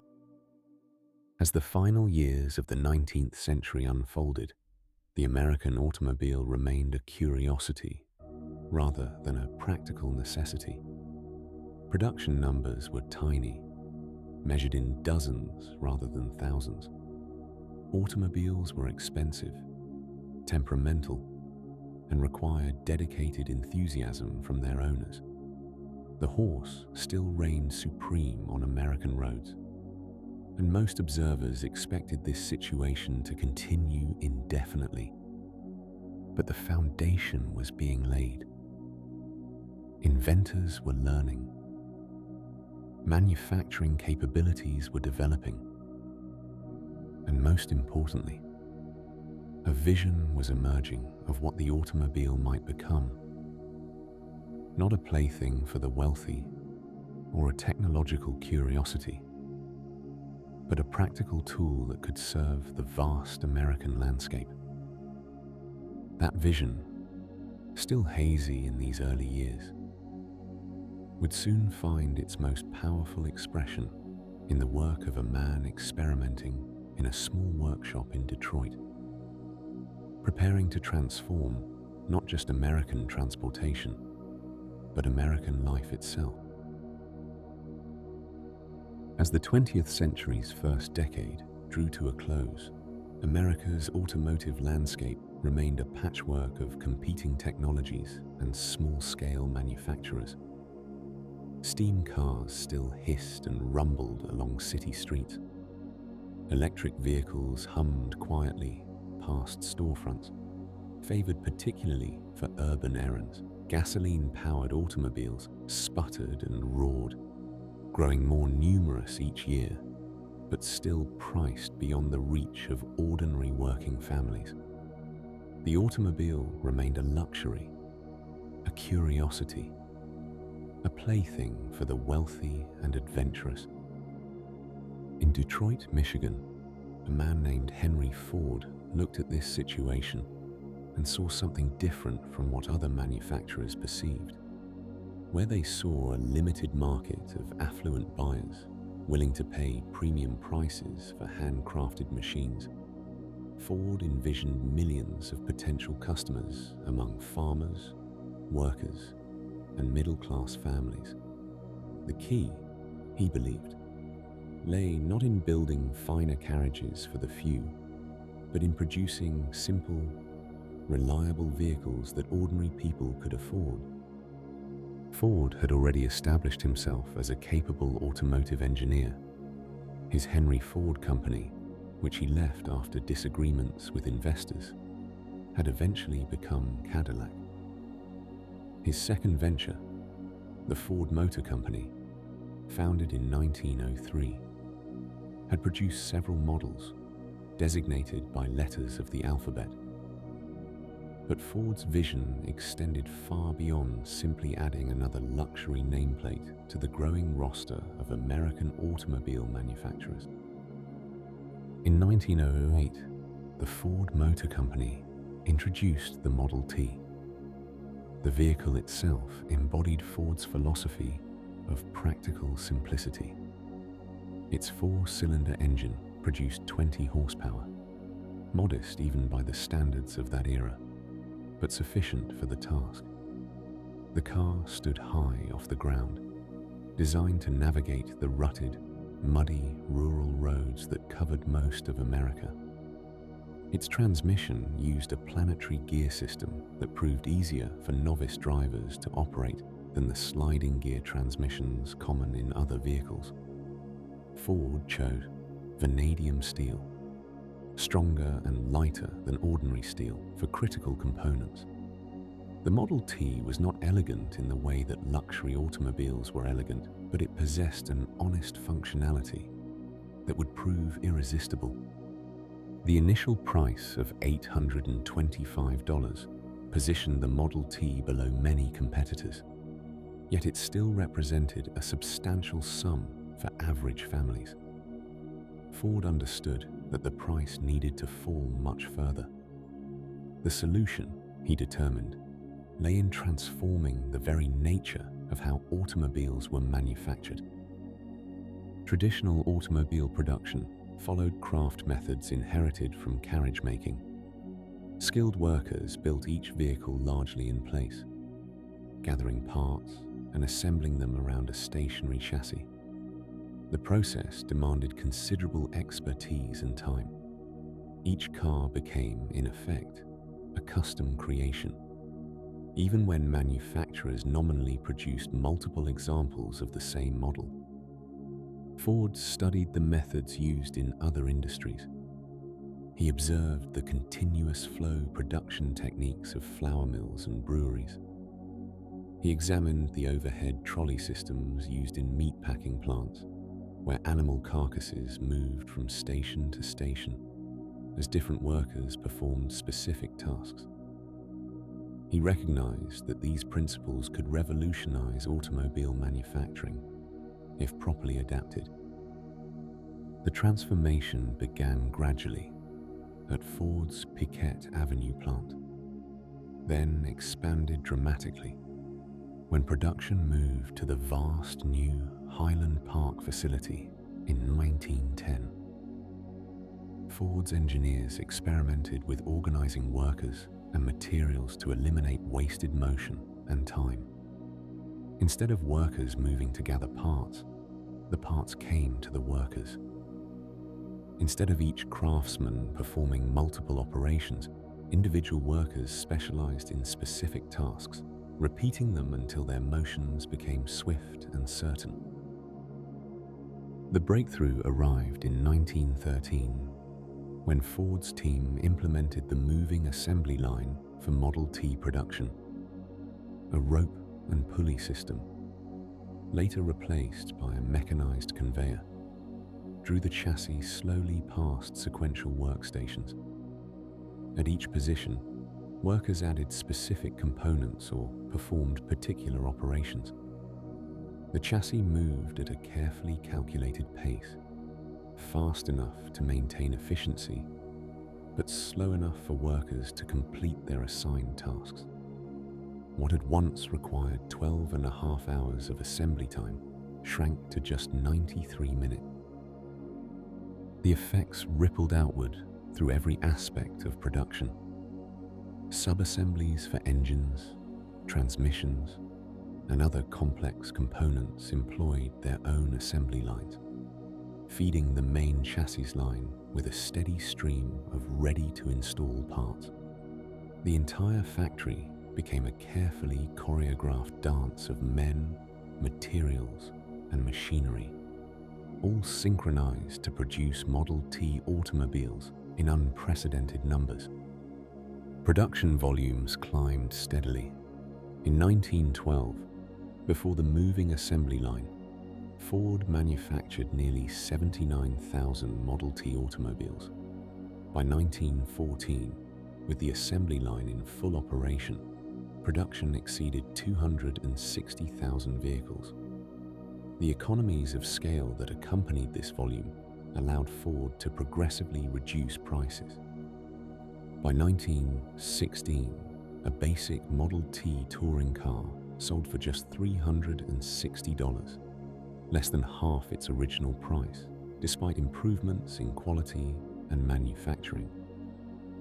Yet Ford recognized that efficient production alone could not sustain his vision. Automobile assembly required workers, and the repetitive nature of assembly line labor proved difficult for many to endure. Employee turnover at Ford's factories reached troubling levels, with workers frequently leaving for varied work elsewhere, even at lower wages. Training new workers imposed costs and disrupted production flow. In January 1914, Ford announced a revolutionary change in compensation. The company would pay assembly line workers $5 for an 8-hour day, nearly doubling the prevailing wage for industrial labor, while simultaneously reducing the workday from 9 hours. The announcement sent shockwaves through American industry. Other manufacturers criticized Ford for disrupting labor markets and setting unsustainable precedents. Economic theorists questioned the wisdom of such generous wages. Ford's reasoning, however, proved sound. The $5 workday dramatically reduced turnover, creating a stable, experienced workforce. The shorter hours with higher pay improved worker morale and reduced fatigue. Perhaps most significantly, Ford recognized that his own workers represented potential customers. If assembly line employees earned enough to purchase the vehicles they built, the market for automobiles would expand naturally. The Ford workforce became a proving ground for Ford's broader theory that mass production and mass consumption formed two sides of the same economic equation. Demand for the Model T exceeded even Ford's optimistic projections. The vehicle's reliability and simplicity made it ideal for farmers who used Model T automobiles for transportation and ingeniously adapted them to power equipment through belt-driven systems. Rural doctors traveled their rounds in Model T cars, reaching patients faster than horses ever could. Small businesses discovered that the Model T offered affordable motorized transport for deliveries and services. Families explored countryside and visited distant relatives, no longer constrained by train schedules and routes. Ford's commitment to the Model T verged on the absolute. While other manufacturers introduced new models regularly to capture buyers' attention, Ford refined and improved the same basic design year after year. The joke circulated that customers could have a Model T in any color they wanted, as long as they wanted black, which dried faster than other paint colors, and thus suited the assembly line's demands for speed. As the 1910s progressed, and America entered the new decade beyond, Ford's achievement became impossible to ignore. The moving assembly line and the Model T together had transformed the automobile from a luxury item into an accessible tool for ordinary people. The implications extended far beyond transportation, touching labor relations, manufacturing philosophy, and the very structure of American economic life. Other industries began adopting assembly line methods. The age of mass production had truly begun, and the world would never return to the slower craftsman's pace that had defined manufacturing for centuries. As the 1920s dawned, the automobile industry found itself in a remarkable state of creative ferment. Henry Ford's achievement in making cars accessible to ordinary working families had opened floodgates of possibility, and now manufacturers across the globe rushed to fill every conceivable niche in this expanding market.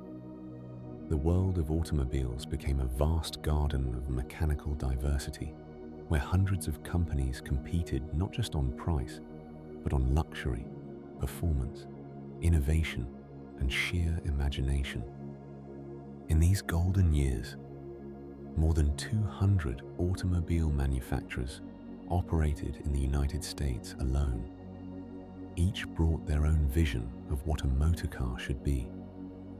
Some pursued elegance and refinement for wealthy clientele, while others chased speed and sporting performance. Still others focused on reliability and value for the growing middle class. This competition created an environment where engineers felt free to experiment with unconventional ideas, where designers could push aesthetic boundaries, and where the very definition of what made a good automobile remained wonderfully unsettled. The luxury manufacturers established themselves as craftsmen of the highest order. Companies like Packard in Detroit built automobiles that rivaled fine furniture in their attention to detail. Their Twin Six model, introduced in 1915, featured a smooth 12-cylinder engine that purred with such refinement that owners could barely hear it running. The coachwork incorporated hand-selected woods, the finest leathers, and metalwork finished to jewelry standards. Each Packard took weeks to complete, assembled by skilled workers who understood they were creating not merely transportation, but statements of achievement and taste. Across the Atlantic, European manufacturers pursued their own interpretations of automotive excellence. Rolls-Royce in England had already established a reputation for uncompromising quality, their cars known for silent operation and mechanical precision that bordered on the obsessive. Every component underwent inspection and testing that other manufacturers would have considered excessive. The company's founder, Henry Royce, personally reviewed designs and maintained standards that sometimes frustrated his engineers, but resulted in motor cars of legendary durability. In Italy, companies like Isotta Fraschini created automobiles that combined mechanical sophistication with operatic flair. Their Tipo 8, introduced in 1919, featured an inline 8-cylinder engine and bodywork that seemed to capture the romance of the Mediterranean in metal and paint. Italian coach builders treated automobile bodies as canvases, creating curves and proportions that made each car a rolling sculpture. Meanwhile, sporting automobiles carved out their own passionate following. The Stutz Bearcat in America became synonymous with youth, speed, and daring. Its minimal bodywork and powerful engine appealed to those who valued performance over comfort. Drivers sat high, exposed to the wind, feeling every vibration of the road through the steering wheel.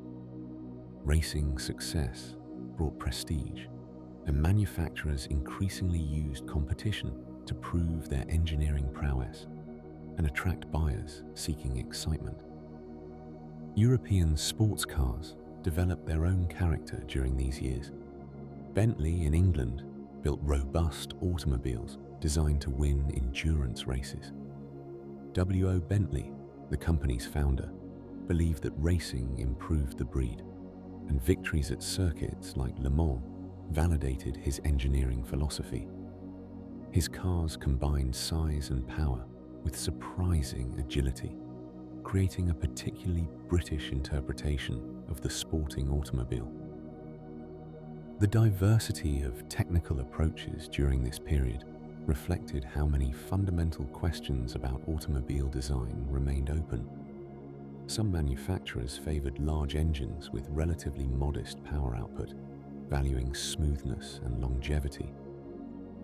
Others pursued higher performance from smaller, more highly stressed engines. Water cooling remained standard, but a few manufacturers like Franklin persisted with air-cooled designs, believing they offered advantages in simplicity and cold weather operation. Transmission designs varied considerably. While most manufacturers had settled on manual gearboxes with 3 or 4 speeds, the details of their operation differed greatly. Some used sliding gears that required skill and careful timing to shift smoothly. Others employed constant mesh designs that proved more forgiving.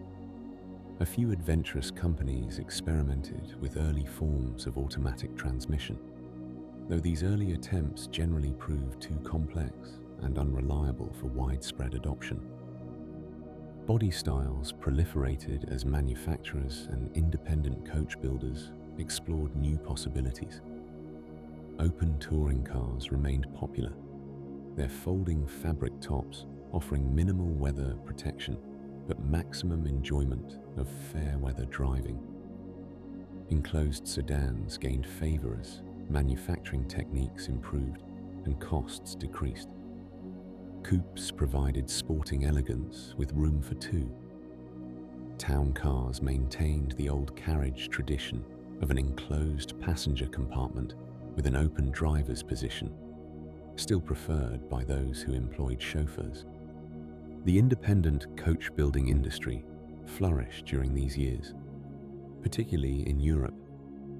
Wealthy buyers could purchase a bare chassis from one manufacturer and have a custom body created by specialists like Mulliner, Park Ward, or Figoni et Falaschi. These coach builders employed artisans skilled in metalworking, woodworking, upholstery, and painting. Each commission became a collaboration between the buyer's desires and the builder's expertise, resulting in automobiles that were truly unique. Color choices expanded beyond the practical blacks and dark greens that had dominated earlier years. Lighter shades became fashionable as paint technology improved. Two-tone combinations allowed for creative expression, with contrasting colors defining different sections of the bodywork.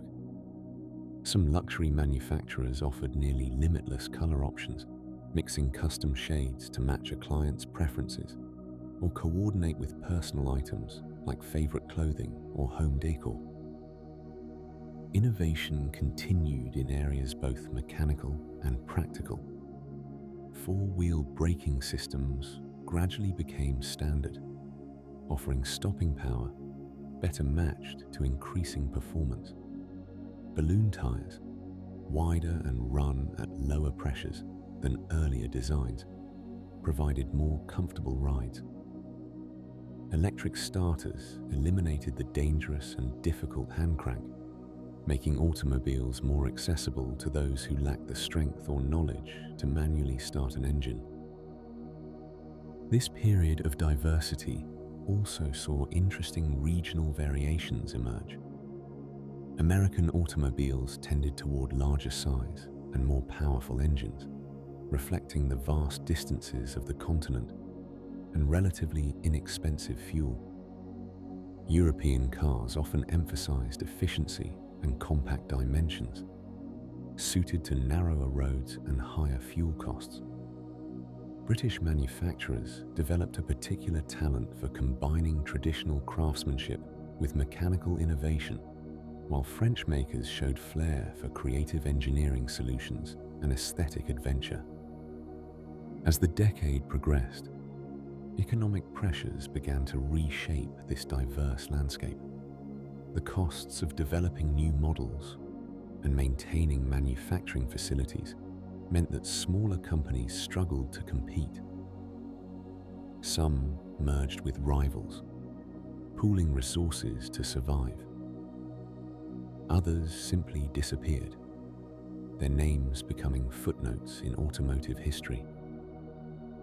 Yet while this golden age of diversity would eventually give way to more consolidated industry structures, it left an enduring legacy of creativity and possibility that enriched the automobile's story and demonstrated the remarkable range of forms this revolutionary invention could take.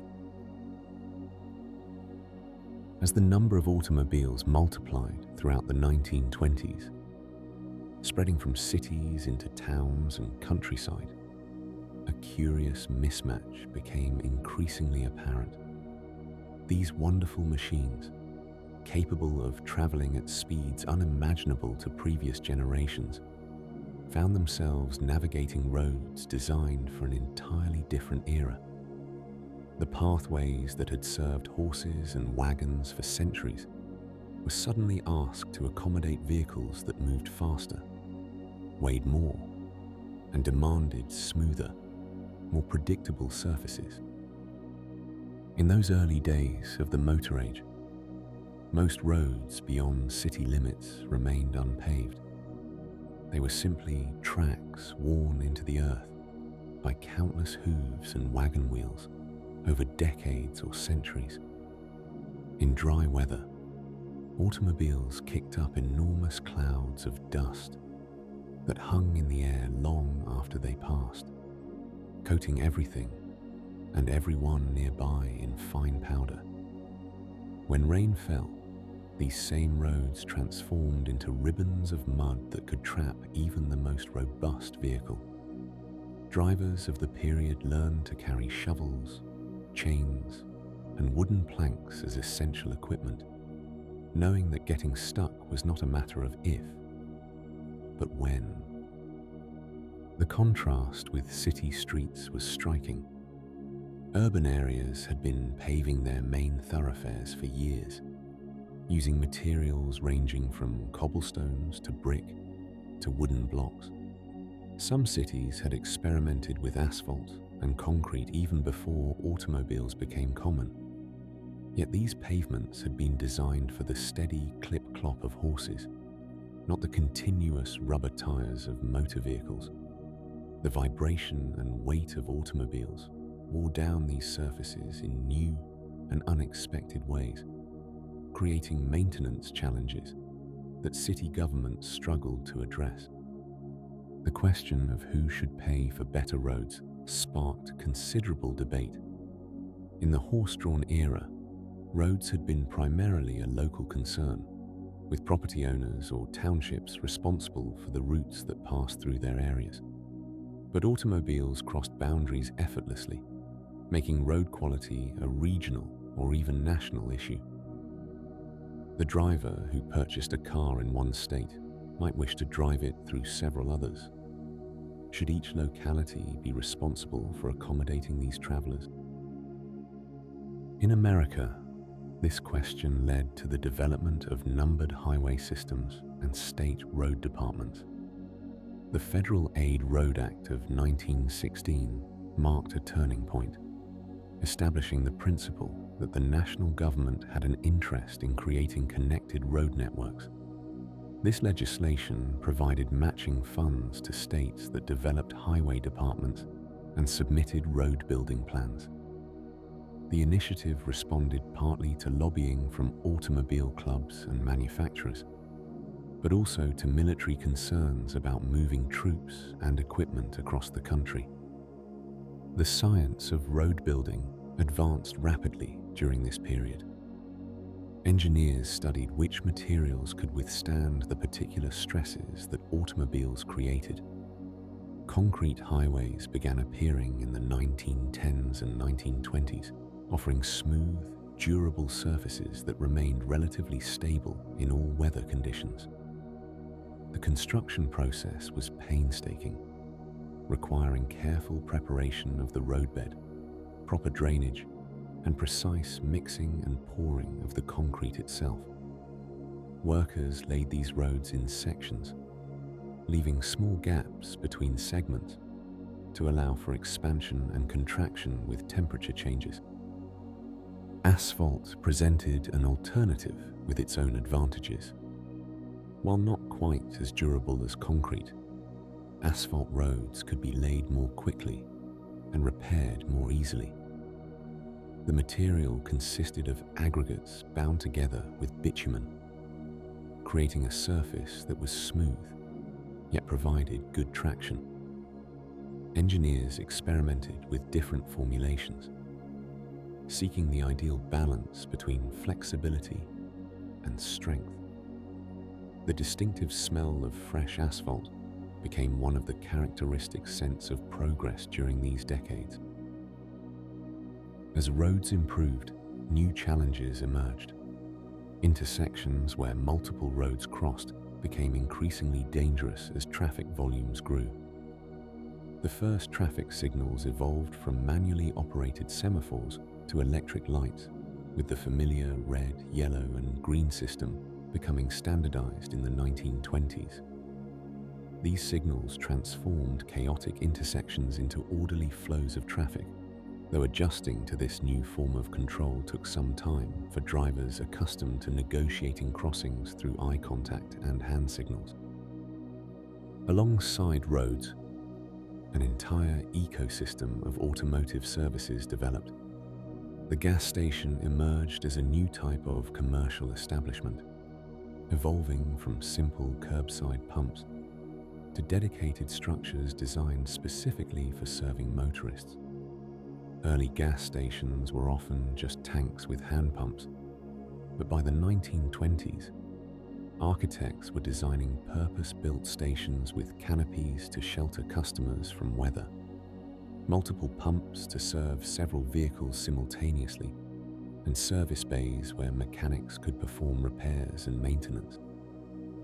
The restaurant and hotel industries adapted to motorists' needs as well. Motor courts and tourist cabins began appearing along popular routes, offering overnight accommodation designed for automobile travelers. These establishments differed from traditional hotels, which had been built near train stations in city centres. Motor courts sat alongside highways, with parking spaces directly in front of each room, allowing guests to keep an eye on their valuable vehicles. Some offered garages, a significant selling point when cars represented such substantial investments. Roadside restaurants similarly catered to this new mobile clientele.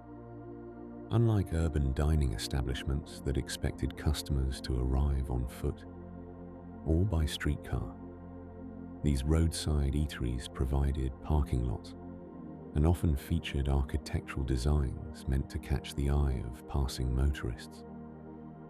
Bright colors, unusual shapes, and prominent signs became hallmarks of roadside commercial architecture. The roads themselves began to reflect more sophisticated engineering thinking. Curves were banked to help vehicles maintain control at higher speeds. Grades were carefully calculated to avoid slopes too steep for heavily loaded vehicles. Highway engineers developed standards for sight distances, ensuring that drivers could see far enough ahead to react to obstacles or changes in the road. Guardrails appeared in dangerous locations, offering some protection against vehicles leaving the roadway on steep embankments or near precipices. Road signs evolved into a complex language of their own. Standardization came gradually, as different regions initially used various symbols, colors, and shapes. By the late 1920s, efforts were underway to create uniform signage systems that any driver could understand, regardless of where they had learned to drive. Warning signs, regulatory signs, and directional signs each developed their own visual conventions. The transformation of roads, in turn, transformed the landscape itself. Roadside strips of commercial development appeared, stretching along highways beyond traditional town centres.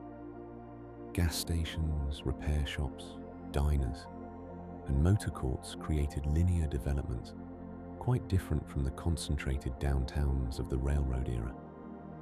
This new pattern of development would have profound implications for how communities grew and evolved. As the 1920s drew to a close, the automobile and the road system designed to accommodate it were becoming deeply intertwined. Each advance in vehicle design encouraged improvements in roads, while better roads enabled faster, heavier vehicles. The partnership between automobile and highway was reshaping not just how people traveled, but where they could go and how they experienced the journey. The stage was being set for even more dramatic transformations in the way society itself would organize around this revolutionary technology. The paved roads and organized highways that now crisscrossed the landscape created something unprecedented in human history.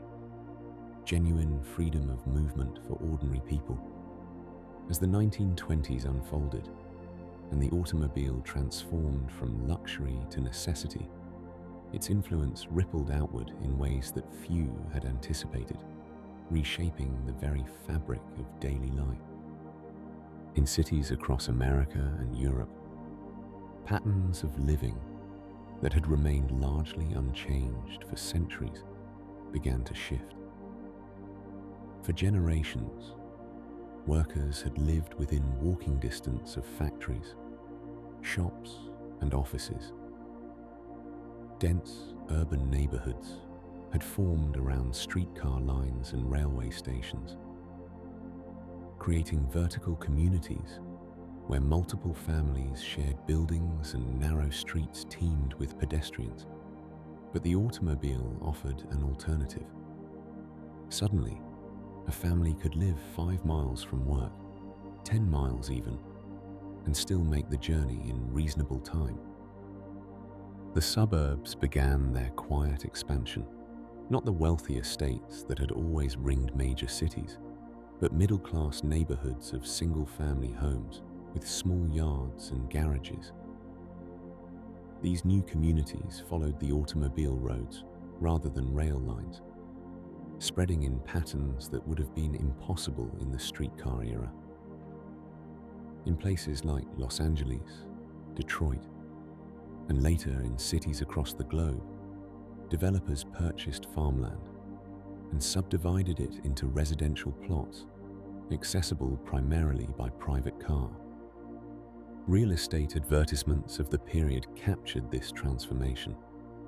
They promised fresh air, space for children to play, and escape from urban congestion, all made possible by automobile ownership.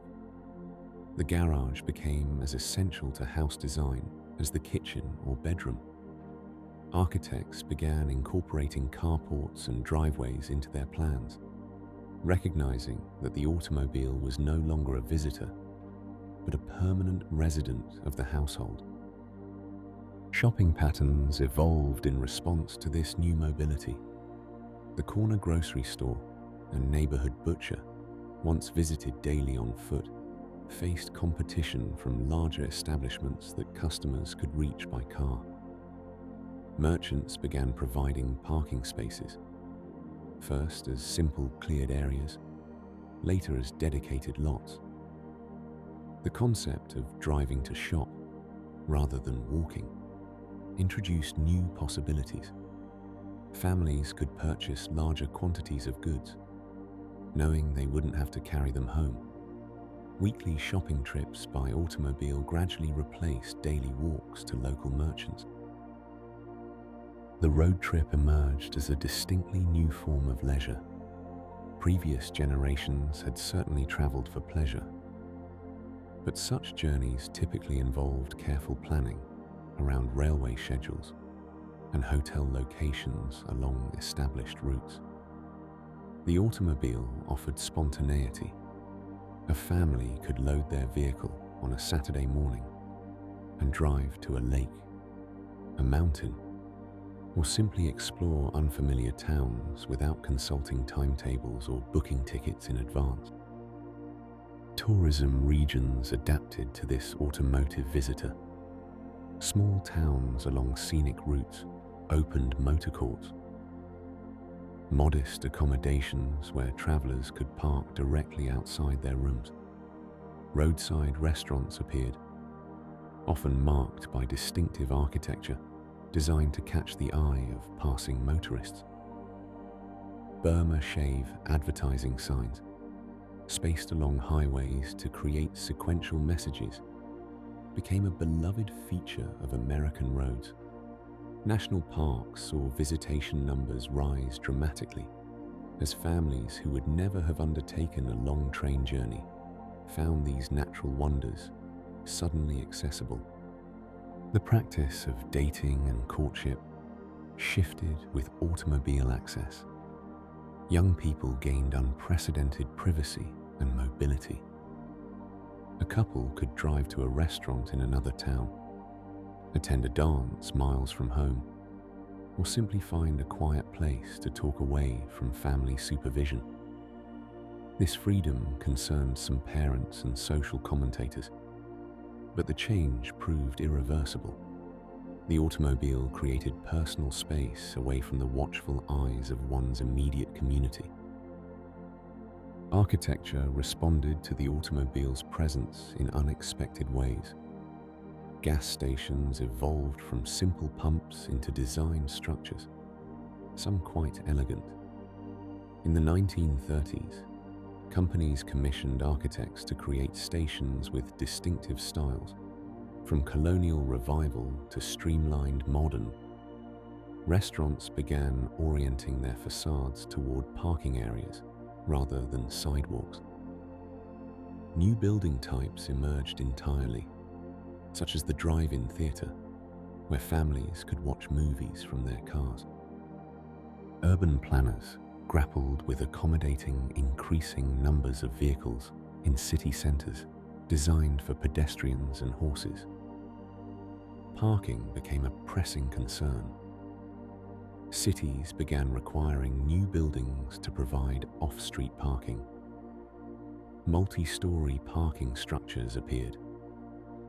Some cities widened streets, removing trees and narrowing sidewalks to create more room for moving and stationary automobiles. Traffic engineers developed new systems for managing vehicle flow, introducing innovations like synchronized traffic lights and designated turn lanes. The influence extended to community life itself. Churches, schools, and civic organizations found their membership patterns changing. People no longer necessarily attended the nearest institution, but might drive to a church across town or choose a school district by where they could afford to live rather than proximity to work. This mobility fragmented some traditional neighborhood bonds while creating new communities based on shared interests rather than simple geographic proximity. Main Street businesses in small towns experienced both opportunities and challenges. The automobile brought customers from surrounding rural areas who previously might have visited only rarely. But the same mobility meant local shoppers could drive to larger towns for goods and services unavailable locally. Downtown business districts that had been guaranteed customers from their immediate vicinity now had to compete with establishments miles away. The American landscape of crossroads, stores and small-town squares began a gradual transformation. Some communities thrived as regional centers with ample parking and diverse shops. Others, bypassed by major roads or lacking the amenities to attract motorists, saw their commercial districts struggle. The pattern repeated in different forms across the industrialized world as each region adapted to automotive mobility. Rural life, perhaps, changed most dramatically. Farm families, once isolated by distance and poor roads, could now drive to town regularly. Farm children could attend consolidated schools rather than one-room buildings within walking distance. Medical care became more accessible when a doctor or hospital lay 20 minutes away by car rather than hours by horse. The psychological isolation of rural life diminished as the automobile brought farms into regular contact with larger communities. This transformation occurred gradually, almost imperceptibly, over decades. No single morning brought revolution, but year by year, the automobile wove itself deeper into daily patterns. The rhythms of life began synchronizing to the internal combustion engine's tempo, creating the world we now recognize. And as the 1930s approached, engineers and manufacturers continued refining the machines that had already reshaped society, working toward improvements that would make automobiles even more integral to modern life. As the automobile settled into its role as a transformer of society, engineers and designers turned their attention to refining the machine itself. The 1920s and 1930s marked a period of remarkable technical evolution, a time when the fundamental challenges of making a vehicle move gave way to the subtler art of making it move well. The automobile was no longer merely a curiosity or a luxury for adventurous souls willing to endure discomfort. It was becoming a necessity, and with that transformation came new expectations. In the early days, driving had been an exercise in endurance. Open-topped vehicles exposed passengers to rain, wind, dust, and the scorching sun. Drivers wore long coats called dusters to protect their clothing, goggles to shield their eyes, and often wrapped scarves around their faces against the clouds of dirt kicked up by unpaved roads. But as the 1920s progressed, enclosed bodies became increasingly common, transforming the automobile from an outdoor conveyance into a moving room. The adoption of the closed body represented more than simple weather protection. It required rethinking the entire structure of the vehicle. Early cars had been built much like carriages, with bodies simply placed atop a separate chassis frame. To create a weatherproof enclosure, manufacturers developed all-steel bodies that could be welded together, creating stronger and more unified structures. Companies like Budd Manufacturing in Philadelphia pioneered all-steel body construction, pressing large sheets of steel into complex, curved shapes that would have been impossible to create with the traditional coach-building methods of wood and fabric. This shift to enclosed cabins brought new challenges and opportunities. Visibility became paramount, requiring larger windows and the development of safety glass. In 1919, Henry Ford began using laminated glass in his windshields, a technology that prevented the glass from shattering into dangerous shards during accidents. By the 1930s, curved, single-piece windshields began to appear, made possible by advances in glass-bending technology that allowed manufacturers to create more aerodynamic and attractive profiles. Inside these newly enclosed spaces, comfort became a priority. Upholstered seats replaced simple bench designs. Springs and cushioning improved dramatically, transforming bone-jarring rides into more pleasant experiences. Heating systems that directed warmth from the engine into the passenger compartment made winter driving far more bearable, while opening vents and windows strategically could provide cooling in summer months. The mechanical systems that made automobiles function also underwent profound refinement during these years. Perhaps no innovation improved the driving experience more dramatically than hydraulic brakes. Early automobiles relied on mechanical brake systems, where the driver's foot pressure on a pedal pulled cables or rods connected to brake shoes.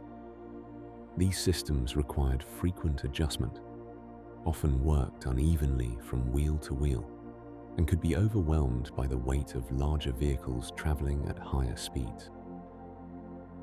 Malcolm Lowhead, whose name would later be spelled Lockheed, patented a hydraulic brake system in 1917. Though it took years for the technology to gain widespread acceptance. Hydraulic systems used fluid pressure to transmit braking force equally to all wheels simultaneously. When a driver pressed the brake pedal, it pushed a piston that forced brake fluid through sealed tubes to cylinders at each wheel. This approach provided smoother, more even braking with far less physical effort required from the driver.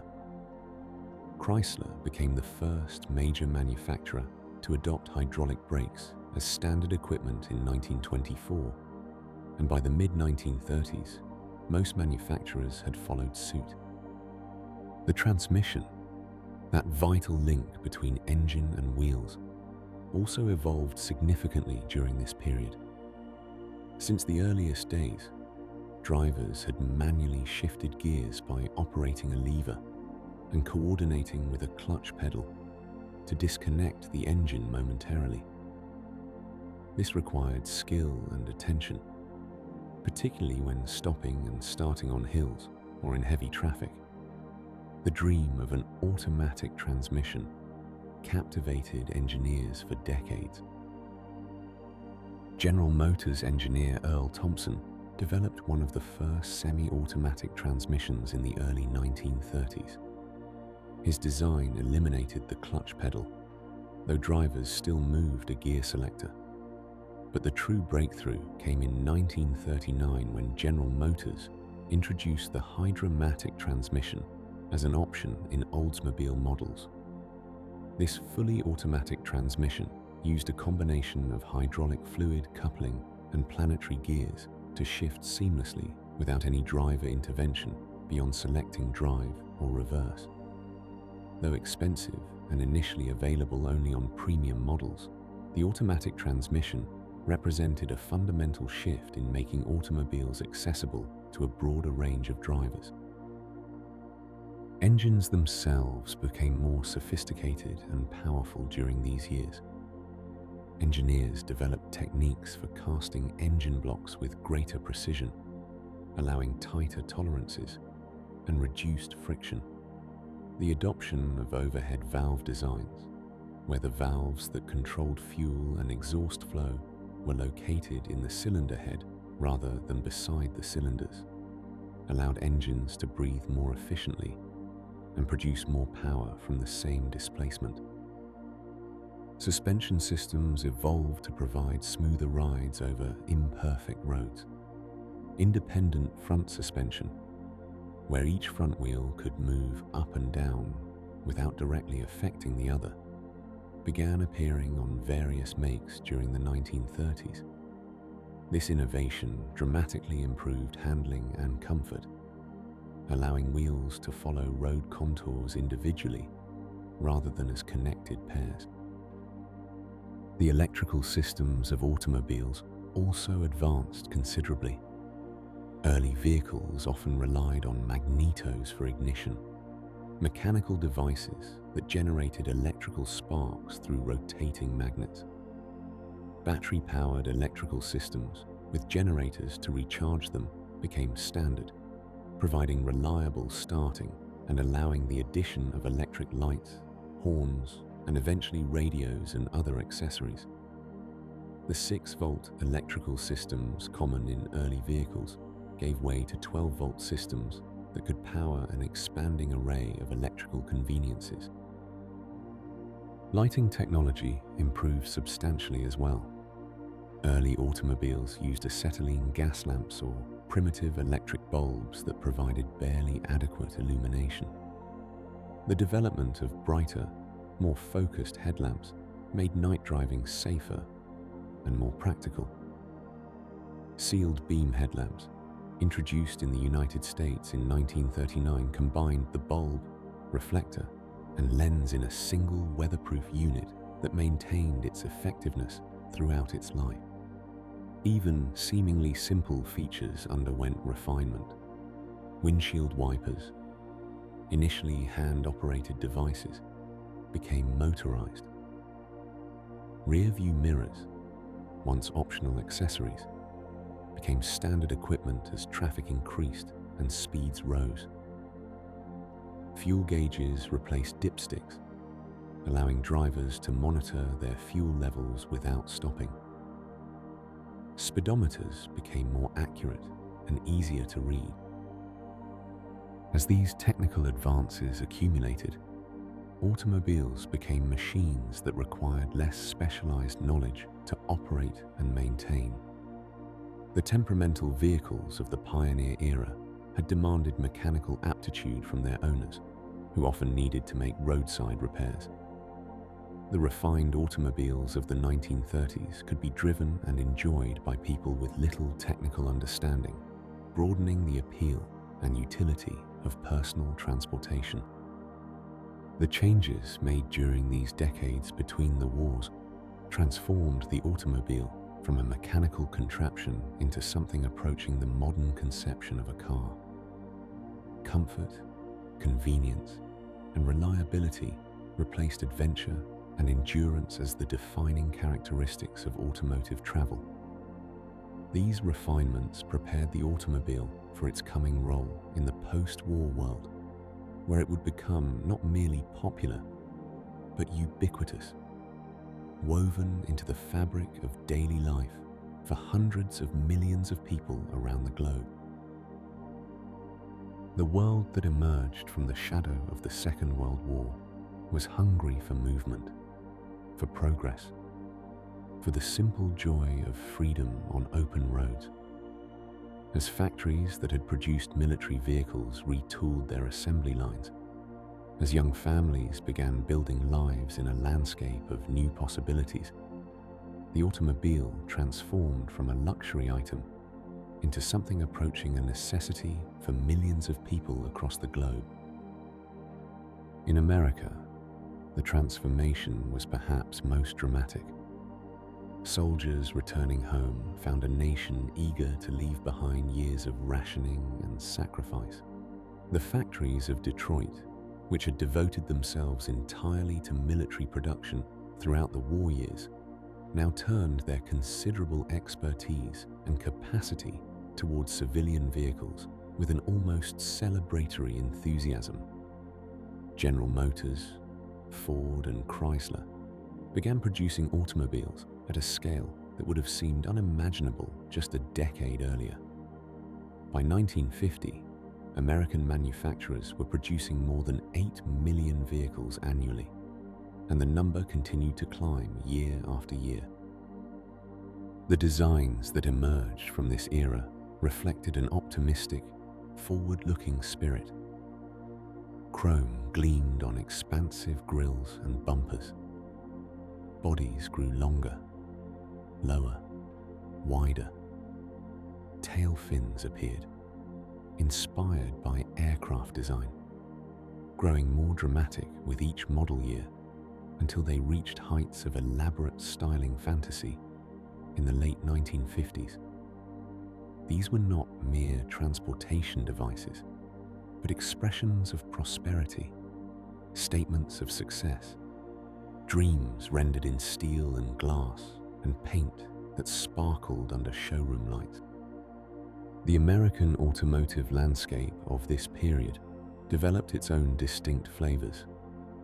Each manufacturer cultivated particular identities. Chevrolet positioned itself as the everyman's choice, reliable and affordable, yet stylish enough to make owners proud. Cadillac represented the pinnacle of domestic luxury, its name becoming synonymous with quality and prestige. Ford offered straightforward practicality, with enough variety to satisfy different tastes and budgets. The sheer diversity of models available reflected a market with room for endless variation. Across the Atlantic, European manufacturers faced different circumstances and developed different philosophies. The continent's cities, with their medieval street patterns and compact dimensions, called for smaller vehicles. Fuel remained expensive compared to American prices, making efficiency more important than raw power. The vehicles that emerged reflected these practical constraints while maintaining distinctive national characters. Britain's automotive industry, though challenged by economic difficulties and material shortages in the immediate post-war years, maintained its tradition of craftsmanship. Companies like Rolls-Royce continued building vehicles for those who valued understated elegance and meticulous engineering. Morris, Austin, and other volume manufacturers created small, economical cars suited to narrow roads and modest family budgets. The Mini, which would arrive at the end of the 1950s, would crystallize this philosophy into an icon recognized worldwide. Germany's reconstruction included rebuilding an automotive industry that had been devastated by bombing and occupation. Volkswagen, working from a factory in Wolfsburg that had survived the war, began producing the Beetle in earnest for civilian customers. This rounded rear-engine design, conceived in the 1930s but never mass-produced before the war, found its true destiny in the piece that followed. Its simple, honest engineering and remarkable reliability made it accessible to families rebuilding their lives. By the mid-1950s, production had reached impressive numbers, and the distinctive shape became familiar on roads throughout Europe and increasingly beyond. Italy brought artistry to automotive design during these decades. Carrozzerie, the traditional coach-building firms, applied their aesthetic sensibilities to modern vehicles. Companies like Pininfarina and Bertone created bodies that treated automobiles as moving sculpture, emphasizing flowing lines and balanced proportions. Ferrari began building the sports cars that would establish its legendary reputation. Even practical, everyday vehicles from manufacturers like Fiat displayed attention to style that distinguished them from purely utilitarian designs. France maintained its long automotive tradition with characteristic independence. Citroën introduced designs that prioritized innovation and comfort, sometimes in ways that seemed almost alien to conventional thinking. The DS, launched in 1955, featured hydropneumatic suspension that provided an extraordinarily smooth ride, along with aerodynamic styling that looked like it had arrived from a future decade. Renault focused on practical, economical designs that serve the needs of ordinary families while incorporating thoughtful engineering solutions. As the 1950s progressed into the 1960s, ownership rates climbed steadily across the developed world. In America, families often owned 2 vehicles, recognizing that suburban life increasingly required independent mobility for multiple household members. In Europe, first-time ownership became achievable for working-class families who had never imagined such possibility before the war. This expansion created distinct automotive cultures in different regions. American vehicles grew ever larger, emphasizing comfort, power, and style over efficiency. V8 engines became standard in full-size models, delivering smooth, effortless performance. Automatic transmissions, air conditioning, power steering, and power brakes transitioned from luxury options to expected features. The annual model change became a ritual, with manufacturers unveiling new designs each autumn in carefully orchestrated reveals that generated genuine public excitement. European manufacturers followed different priorities. Smaller engines, manual transmissions, and more compact dimensions remained standard. Innovation focused on making vehicles more practical and economical rather than more powerful or luxurious. Station wagons and small vans provided versatility for families and businesses. Sports cars from Britain, Italy, and Germany emphasized handling and driving engagement rather than straight-line speed. Japan's automotive industry, though still developing during this period, began laying foundations for its later prominence. Companies like Toyota and Nissan studied Western manufacturing techniques while developing vehicles suited to local conditions. Domestic market growth provided opportunities to refine production methods, and engineering approaches. Though exports remained minimal during the 1950s, Japanese manufacturers were learning lessons that would serve them well in decades to come. The prosperity and expansion of these decades created an automotive world of remarkable variety and optimism. Manufacturers competed energetically, each confident that growing markets offered room for success.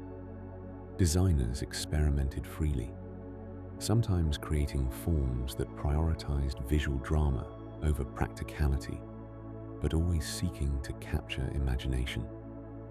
Engineers continued refining mechanical systems, making vehicles more reliable and easier to operate with each passing year. For millions of families, the automobile purchased during these prosperous decades represented more than transportation. It symbolized participation in a modern world, access to opportunities that previous generations could only imagine. Weekend drives became treasured rituals. Vacation journeys to distant places became achievable adventures.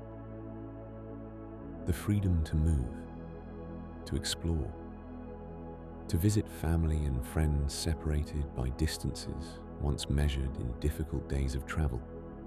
All this became ordinary expectation rather than rare privilege.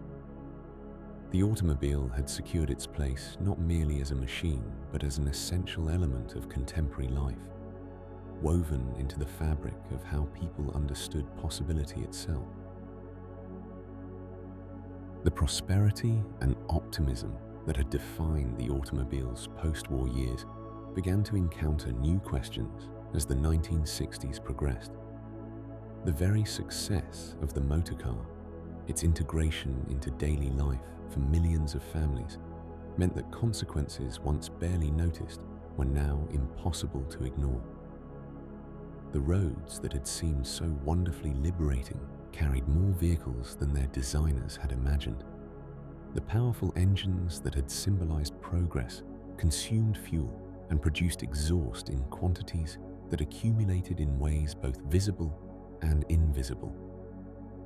The awakening came gradually, through different voices and different concerns, each adding to a growing awareness that the automobile, for all its benefits, carried responsibilities that had not yet been fully addressed.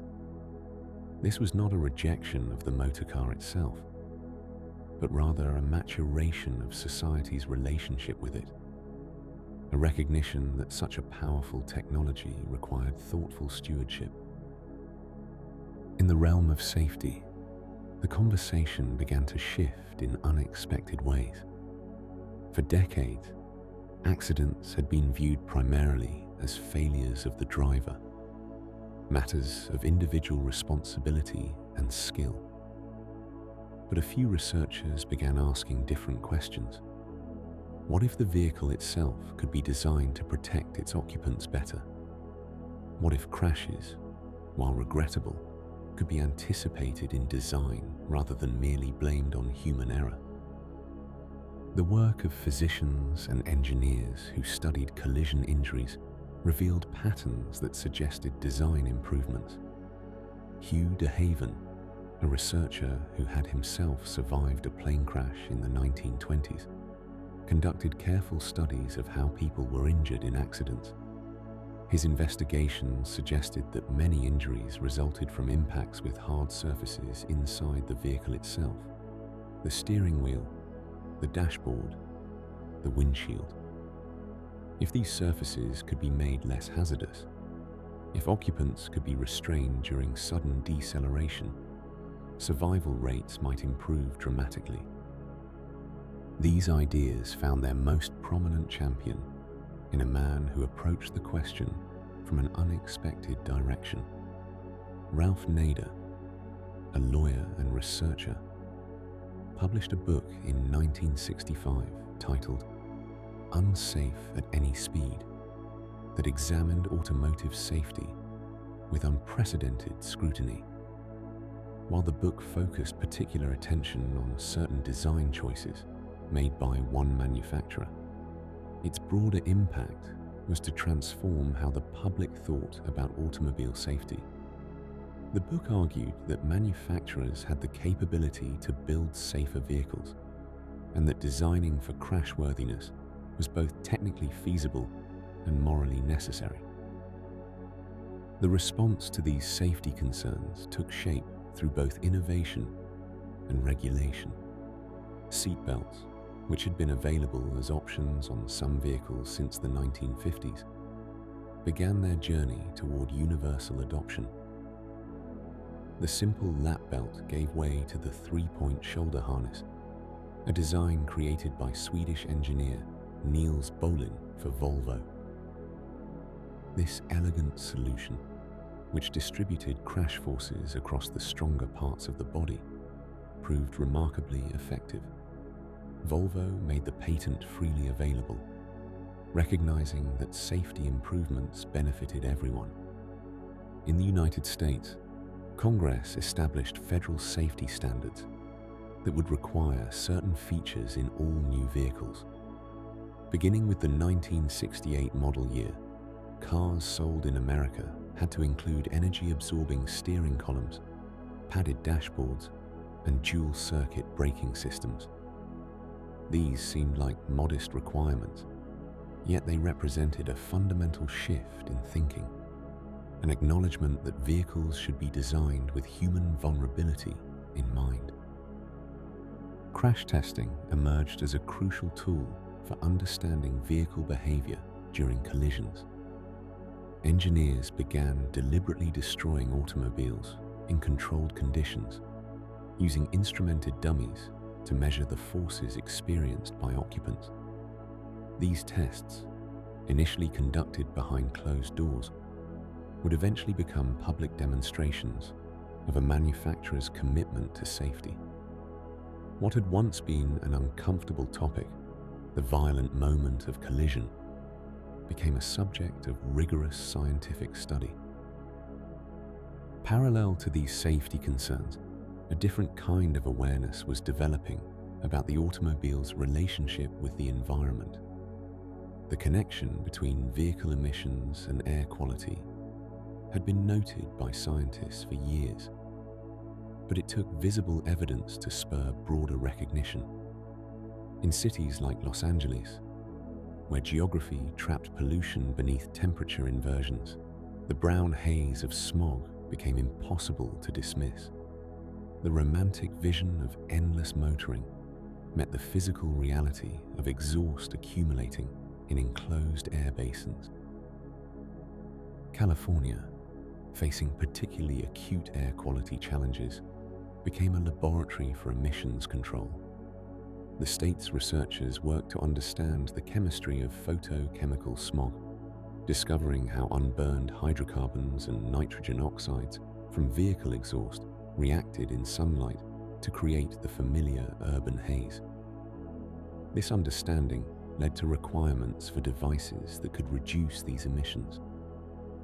The earliest emission control systems were relatively simple, devices like positive crankcase ventilation that prevented unburned gases from venting directly to the atmosphere, and air injection systems that promoted more complete combustion of exhaust gases. These initial steps were followed by the catalytic converter, a more sophisticated device that used precious metals to facilitate chemical reactions that transformed harmful pollutants into less problematic compounds. These additions did not come without controversy or technical challenge. Early emission control systems sometimes affected engine performance or reliability. Engineers had to learn how to meet new requirements while maintaining the drivability that customers expected. The catalytic converter required unleaded gasoline to function properly, necessitating changes throughout the fuel distribution system. Each improvement rippled outward, touching multiple aspects of the automotive ecosystem. Meanwhile, fuel economy began receiving attention for both environmental and economic reasons. The oil crises of the 1970s, when geopolitical events disrupted petroleum supplies and sent prices soaring, added urgency to questions about vehicle efficiency. Suddenly, the large, powerful automobiles that had epitomized success seemed less appealing when fuel became expensive or difficult to obtain. Consumers began considering smaller, more efficient vehicles, and manufacturers rushed to provide them. Government standards emerged to encourage improved fuel economy, establishing targets that manufacturers had to meet across their vehicle fleets. These requirements, combined with consumer demand, drove innovations in engine design, weight reduction, and aerodynamics. The automobile was beginning a transformation toward efficiency that would continue for decades. Through all these changes, the fundamental appeal of the automobile remained intact. People still valued the freedom of personal mobility, the convenience of traveling on their own schedules, the pleasure of the open road. But the conversation had expanded beyond performance and style to include responsibility and consequence. The automobile was growing up, becoming more conscious of its ploy in a complex world, more thoughtful about the air it breathed into and the lives it carried within. As the 1970s drew to a close, these new concerns about safety and environment had become permanent parts of automotive thinking, shaping every design decision, influencing every engineering choice, preparing the industry for the global competition and technological transformation that lay ahead. As the 1970s unfolded, the global automotive landscape began to shift in ways that would fundamentally reshape the industry. While American and European manufacturers had long dominated the world's roads, a new force was emerging from across the Pacific Ocean, bringing with it philosophies and practices that would challenge every assumption about how automobiles should be built.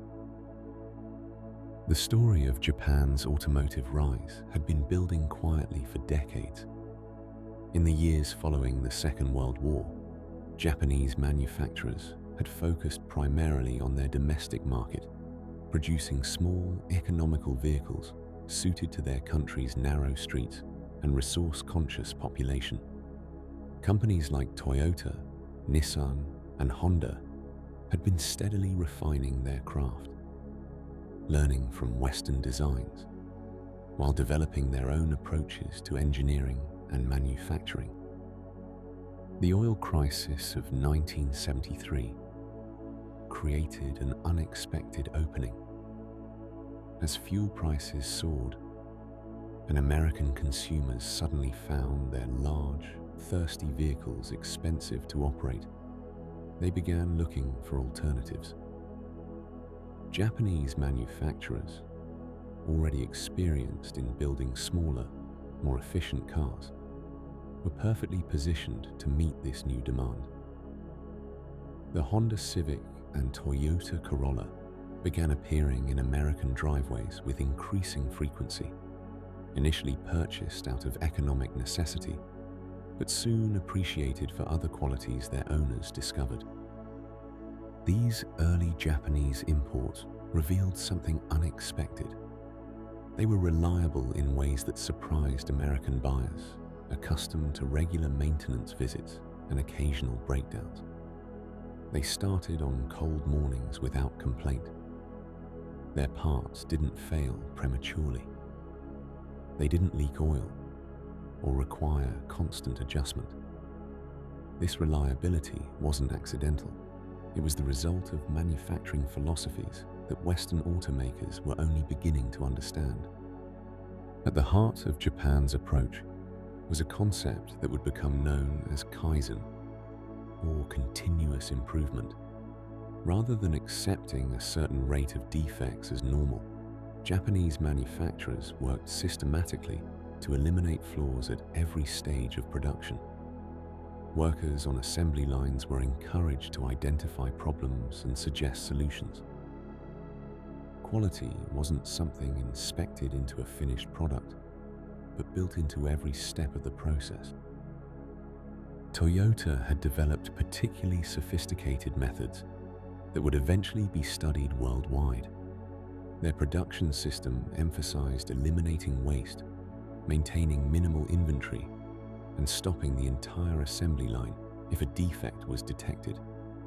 This approach, sometimes called just-in-time manufacturing, contrasted sharply with Western practices where large stockpiles of parts sat waiting, and defective vehicles were pulled aside for later correction. The initial Western response to Japanese competition was often dismissive. Established manufacturers pointed to their decades of experience, their engineering heritage, their understanding of what customers wanted. Some American executives initially viewed Japanese cars as cheap imitations that would fade once the fuel crisis passed. This confidence would prove misplaced. Throughout the late 1970s and into the 1980s, Japanese manufacturers steadily improved their position in global markets. They established manufacturing facilities in the United States and Europe, bringing their production methods directly to Western soil. The opening of Honda's factory in Marysville, Ohio, in 1982 marked a symbolic moment. Japanese manufacturing excellence taking root in America's industrial heartland. As Japanese vehicles gained reputation for reliability, they also began to shed their image as purely economical transportation. Honda introduced the Accord, a slightly larger vehicle that competed directly with traditional American family sedans. Nissan and Toyota moved up market with more refined models. The notion that Japanese cars were merely cheap alternatives began to dissolve as consumers recognized they were often simply better engineered. The quality gap became increasingly difficult to ignore. Independent surveys began documenting that Japanese vehicles required fewer repairs, experienced fewer problems, and retained their value better than comparable American or European models. These weren't matters of opinion or national pride. They were measurable differences that affected consumers' daily lives and their pocketbooks. Western manufacturers faced an uncomfortable awakening. The challenge wasn't simply about matching Japanese prices or fuel efficiency. It was about fundamentally rethinking how automobiles were designed, manufactured, and brought to market. Teams of executives and engineers traveled to Japan to study production facilities, trying to understand what made their competitors' methods so effective. What they discovered was humbling. The advantages weren't the result of lower labor costs or automation alone, but of deeply ingrained organizational cultures that viewed quality and efficiency as inseparable goals. Japanese workers were trained in multiple skills and expected to contribute ideas. Relationships with suppliers were collaborative partnerships rather than adversarial negotiations. The entire system worked together toward common objectives. The response in Detroit and Europe was gradual, but eventually comprehensive. American manufacturers began adopting quality circles, statistical process controls, and closer relationships with suppliers. European makers, who had their own proud engineering traditions, also recognized the need to learn from Japanese efficiency while maintaining their distinctive character. Ford's transformation under the leadership of executives like Donald Peterson became a notable example of Western adaptation. The company studied Japanese methods intensively, and applied those lessons to vehicles like the Taurus, introduced in 1986. The result was a car that represented a significant step forward in American automotive quality, designed with input from assembly workers and featuring more reliable components. General Motors partnered directly with Toyota, creating a joint venture factory in Fremont, California, where a former GM plant had closed. The facility, called NUMMI, became a laboratory for American workers to learn Japanese production methods. The same factory that had produced mediocre vehicles under GM management began turning out high-quality cars using Toyota's system with many of the same workers. European manufacturers responded with their own adaptations. German makers emphasized their engineering precision and performance capabilities while improving efficiency. Italian designers highlighted their styling creativity. French manufacturers focused on innovative technologies. Each sought to differentiate themselves while acknowledging the need to match Japanese reliability. By the 1990s, the global automotive industry had been transformed by this competitive pressure. Quality standards had risen across all manufacturers. The reliability that had once distinguished Japanese vehicles became the expected baseline for any serious automaker. Production methods pioneered in Japan had been studied, adapted, and implemented worldwide. The story of Japanese competition and the quality revolution it sparked wasn't simply about one group of countries defeating another. It was about the entire industry being pushed to improve, about complacency being challenged by innovation, and about consumers ultimately benefiting from higher standards. The automobiles being built as the century approached its final decade were more reliable, more efficient, and more thoughtfully manufactured than those from just 20 years earlier. As this transformation continued, new technologies were emerging that would further revolutionize the automobile, bringing the precision of electronics and computing into vehicles in ways that would have seemed like science fiction to earlier generations of engineers. The transformation had been gradual, but profound. Throughout the 1980s and into the decades that followed, the automobile evolved from a purely mechanical device into something more akin to a computer on wheels. Where once drivers controlled their vehicles through direct physical connections, cables pulling throttle plates, hydraulic fluid pushing brake pistons, mechanical linkages shifting gears, a new layer of electronic intelligence began inserting itself between human intention and mechanical action. The journey toward this electronic revolution had begun quietly in the shadows of engine compartments, where the first microprocessors took up residence to solve a pressing problem. Carburetors, those intricate mechanical devices that had mixed air and fuel for nearly a century, struggled to meet the increasingly strict emissions regulations that came into force during the 1970s. These brass and steel contraptions, for all their refinement, could only approximate the ideal mixture of fuel and air. They relied on venturi effects and carefully calibrated jets, adjusting themselves through vacuum-operated mechanisms that responded to engine conditions with purely mechanical intelligence.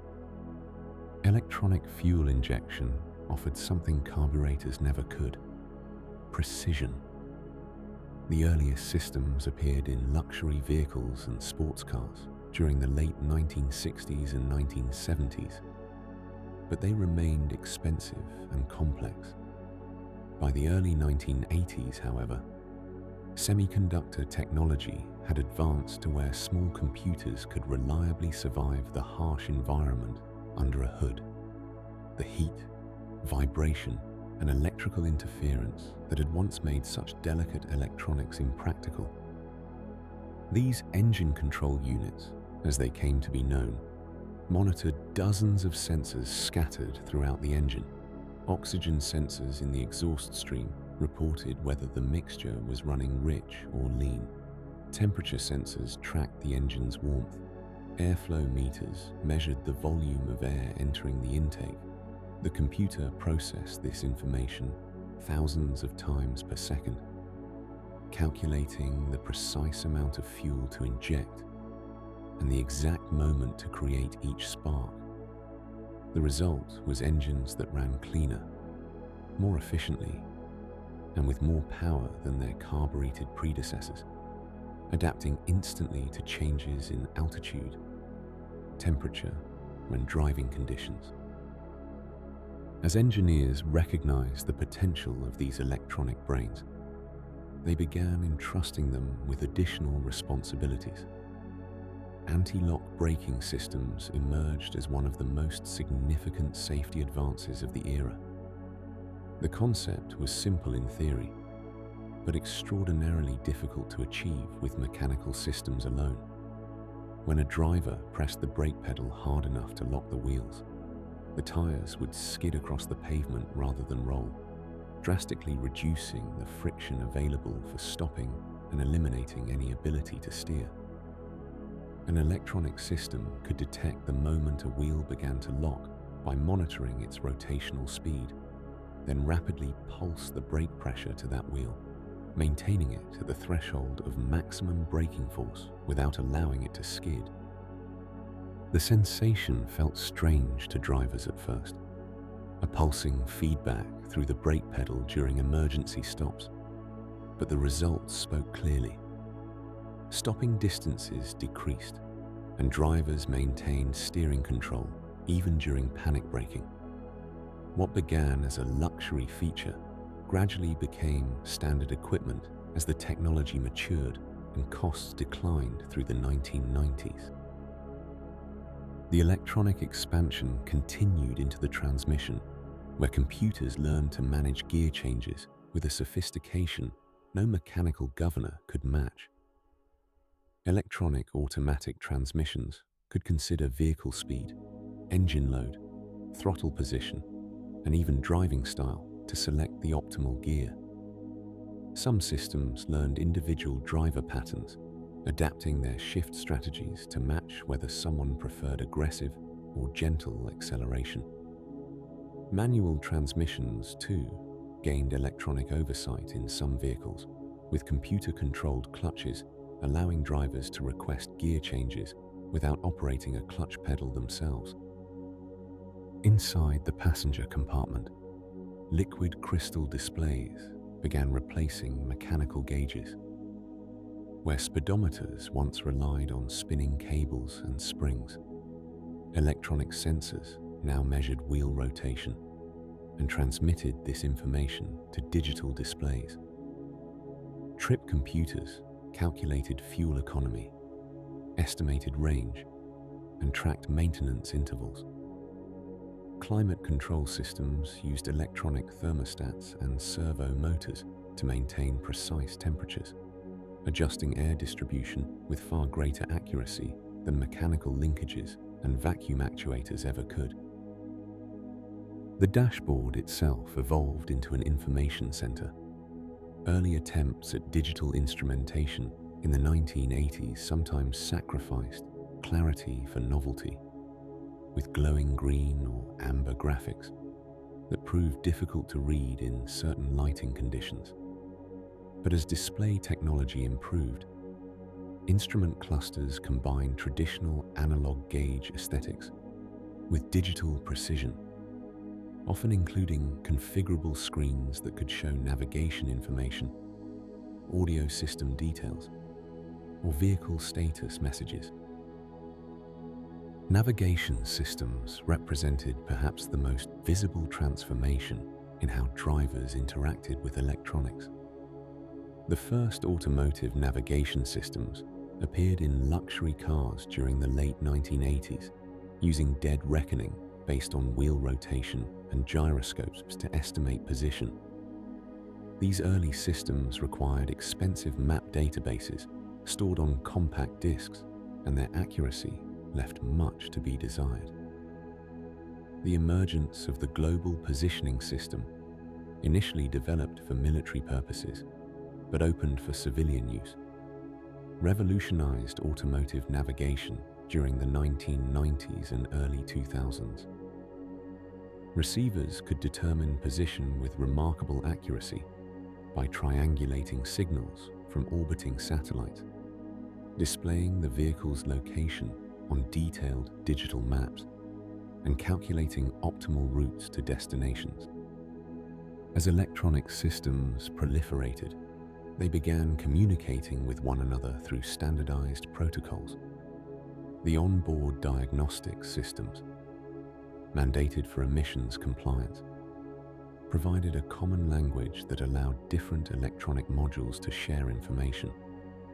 Diagnostic technicians could plug computers into standardized ports and query every electronic system in the vehicle, retrieving fault codes that pinpointed problems with far greater precision than was ever possible through traditional troubleshooting methods. Stability control systems emerged as another milestone in electronic vehicle management, building upon the foundation of anti-lock brakes.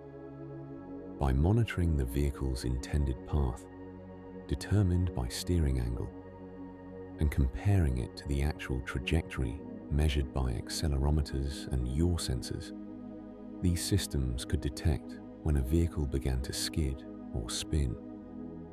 They would then selectively apply brakes to individual wheels and reduce engine power, helping guide the vehicle back toward the driver's intended direction.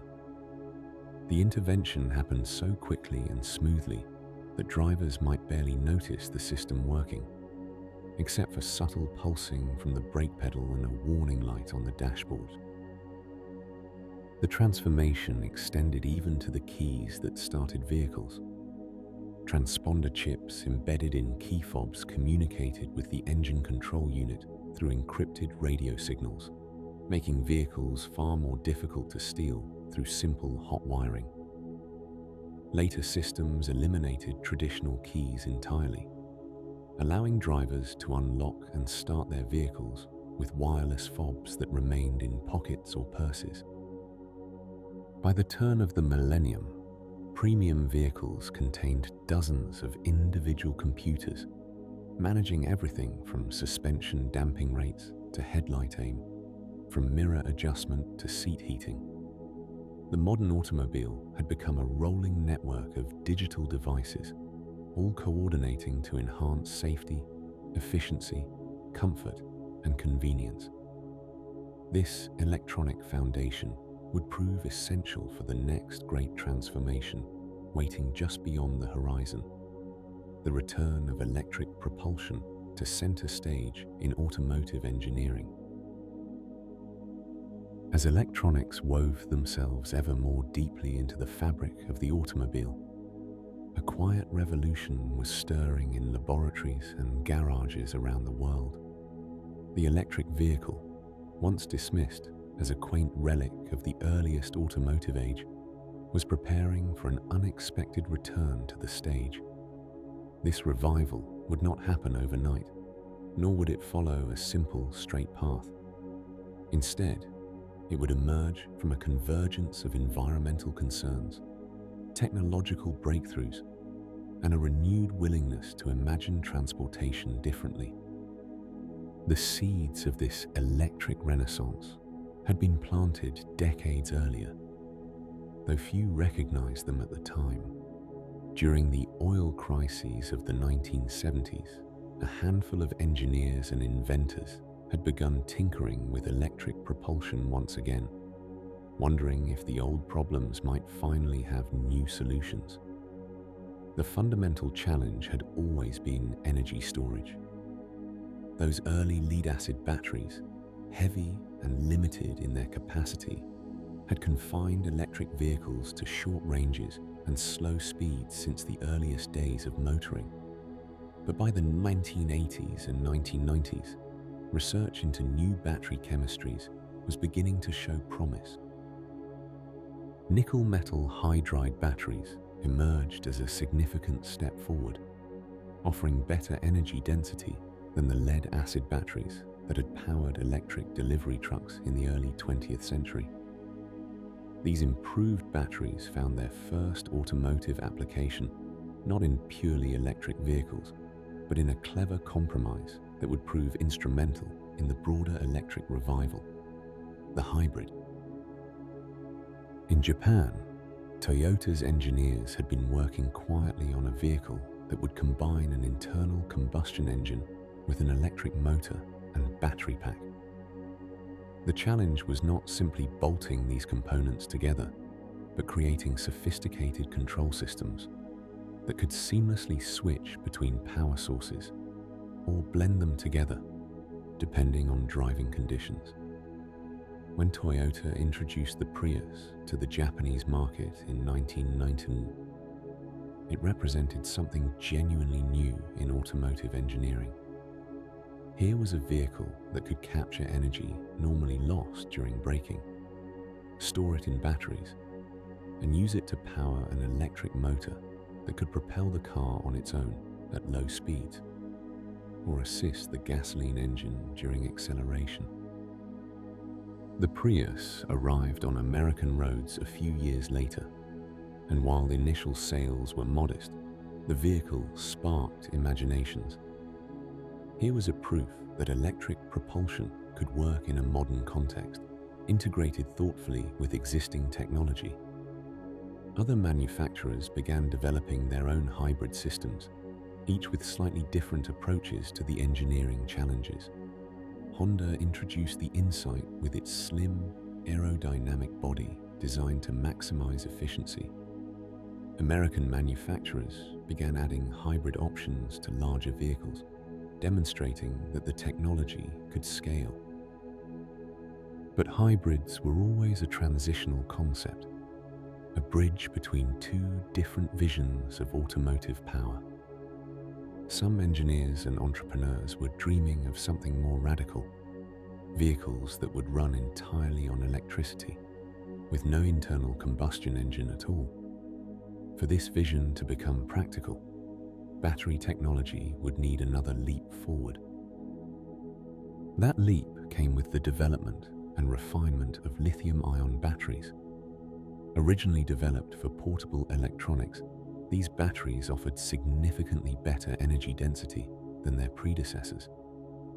They could store more power in less space and weight, and they could be charged and discharged thousands of times without severe degradation.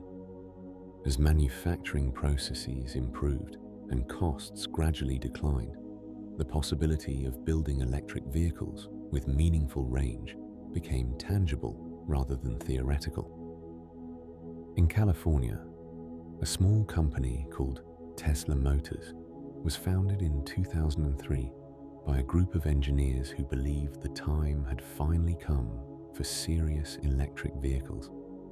Rather than starting with modest commuter cars, they made the audacious decision to begin with a high-performance sports car.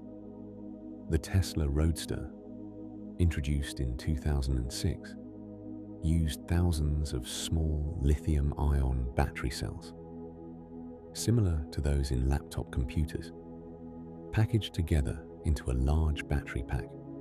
The result was a vehicle that could accelerate faster than many gasoline-powered sports cars and travel over 200 miles on a single charge.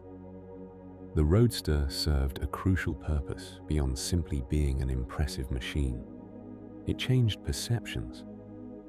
Electric vehicles were no longer associated primarily with golf carts and limited city cars. They could be quick, attractive, and desirable. This shift in perception proved just as important as the underlying technology. Major automotive manufacturers, which had largely maintained cautious distance from pure electric vehicles, began to take notice.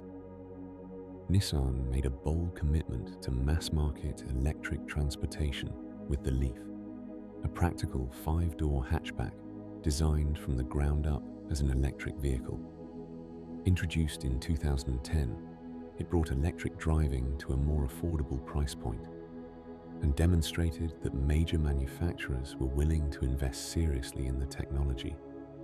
General Motors, remembering its experiments with electric vehicles in the 1990s, introduced the Chevrolet Volt, an innovative plug-in hybrid that could run on electricity for 40 to 50 miles before a gasoline engine would activate to generate more power. This range-extended approach addressed the anxiety many drivers felt about being stranded with a depleted battery far from a charging station. Indeed, charging infrastructure represented one of the significant challenges facing electric vehicle adoption. While gasoline stations had spread across landscapes over many decades, charging points for electric vehicles remained sparse. Drivers comfortable with the 5-minute refueling ritual of gasoline faced the reality that recharging batteries took considerably longer, even with the fastest charging equipment. Yet this challenge also spurred innovation. Networks of charging stations began to appear, first in major cities and along well-traveled corridors. Companies developed faster charging technologies that could replenish batteries to 80% capacity in 30 minutes or less. Home charging equipment improved, allowing owners to simply plug in overnight, much as they might charge any other electronic device. Tesla expanded beyond the Roadster to create luxury sedans and sport utility vehicles with ranges exceeding 300 miles. The company also built its own proprietary charging network, addressing infrastructure concerns while demonstrating that electric vehicles could work for long-distance travel. Other manufacturers committed to electrification timelines, announcing plans to introduce dozens of electric models across various vehicle categories. As the 2010s progressed, electric vehicles began appearing from an increasingly diverse array of manufacturers. Luxury brands introduced electric models to compete with Tesla's offerings. Practical compact cars provided affordable electric options for urban drivers. Even pickup trucks, along the domain of large gasoline and diesel engines, began to appear in electric variants as battery technology improved and costs continued falling. The technology supporting electric vehicles continued advancing on multiple fronts. Battery energy density improved year by year, allowing longer ranges or smaller, lighter battery packs. Thermal management systems became more sophisticated, helping batteries operate efficiently across a wider range of temperatures. Regenerative braking systems grew more refined, capturing more energy that would otherwise dissipate as heat. Electric motors themselves became more compact and efficient, with some manufacturers integrating motors directly into wheel hubs. Through all these developments, the electric vehicle gradually transformed from alternative curiosity into genuine option for mainstream transportation. The quiet hum of electric motors began replacing the rumble of internal combustion on more and more streets. And while challenges remained, questions about charging infrastructure in rural areas, concerns about battery production and recycling, debates about electricity, generation sources, the trajectory seemed increasingly clear. Electric propulsion, once abandoned nearly a century earlier, had returned not as a novelty, but as a serious contender for the future of personal transportation. The wheel had turned full circle, though now it spun powered by technologies those earliest electric vehicle pioneers could never have imagined. The electric vehicles that had returned to prominence in the early 21st century carried within them the seeds of an even more profound transformation. As battery technology matured and software sophistication grew, engineers and researchers began asking a question that would have seemed like pure fantasy just decades earlier. What if cars could drive themselves? The dream of autonomous vehicles actually stretched back further than many realized. During the 1939 World's Fair in New York, General Motors had presented Futurama, a vision of 1960 that included radio-controlled electric cars traveling on automated highways. Throughout the following decades, various researchers experimented with guide-wire systems embedded in roads and vehicles that could follow magnetic tracks.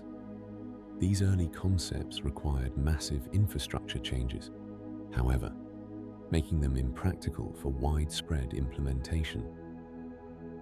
The real breakthrough began in the 1980s, when researchers started exploring computer vision and artificial intelligence as alternatives to infrastructure-dependent systems.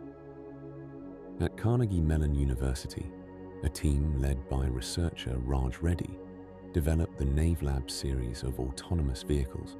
Beginning in 1984, these were converted passenger vans equipped with computers, cameras, and sensors that attempted to navigate roads by processing visual information. The computers of that era were primitive by modern standards, filling much of the vehicle's interior.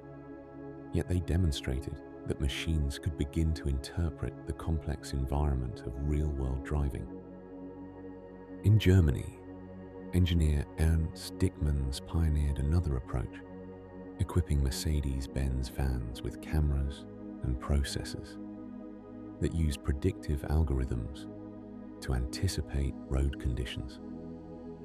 By 1995, one of Dickmanns' vehicles traveled over 1,000 miles from Munich to Denmark, executing autonomous overtaking maneuvers and reaching speeds over 100 miles per hour, though a human driver remained ready to take control.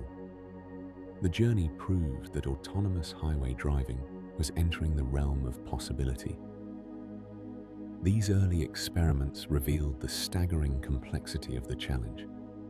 Human drivers process countless variables simultaneously: the position and speed of surrounding vehicles, the behavior of pedestrians, traffic signals, road conditions, weather, unexpected obstacles, and the subtle social negotiations that occur constantly in traffic. Teaching machines to handle this complexity required advances across multiple fields: sensor technology, artificial intelligence, high-speed computing, and sophisticated mapping systems. The next major catalyst came in 2004, when the Defense Advanced Research Projects Agency announced the DARPA Grand Challenge, offering a prize for any autonomous vehicle that could navigate a challenging desert course. The first competition saw no finishers. The best entry traveled just 7 miles before becoming stuck. But the challenge captured the imagination of engineers worldwide. By the second competition in 2005, 5 teams completed the entire course. The following year's Urban Challenge featured simulated city driving, and several teams successfully navigated traffic, intersections, and parking lots without human intervention. These competitions demonstrated that the technology had reached a tipping point. Companies and universities that participated took the lessons learned and continued developing increasingly capable systems. Sebastian Thrun, who had led Stanford's winning team, moved to Google, where he helped launch a secretive project in 2009 that would become Waymo, one of the most advanced autonomous vehicle programs in the world.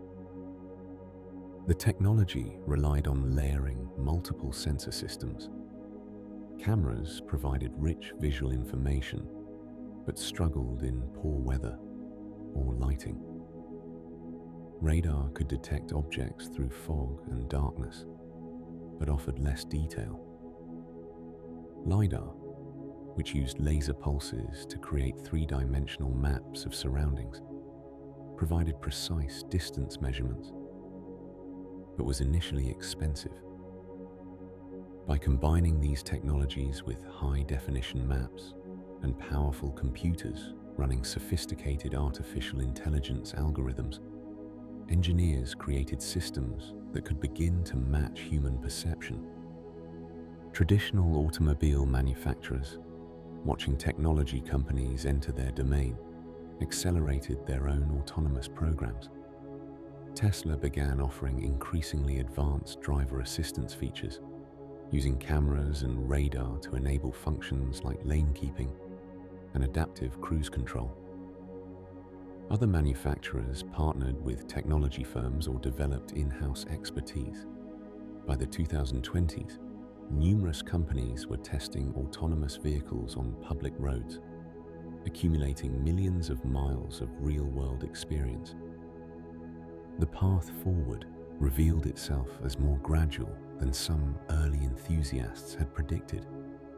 Rather than a sudden leap to fully autonomous vehicles, the technology advanced through levels defined by engineers. Driver assistance features that could handle specific situations came first: adaptive cruise control on highways, automated parking, emergency braking. Each capability represented a step toward fuller autonomy, with human drivers maintaining ultimate responsibility. Regulatory frameworks evolved cautiously as governments grappled with unprecedented questions. Who bears liability when an autonomous system makes a mistake? What testing proves adequate before allowing vehicles to operate without human oversight? How should machines be programmed to respond in unavoidable collisions? These questions touched on ethics, law, and philosophy, requiring careful consideration as the technology matured.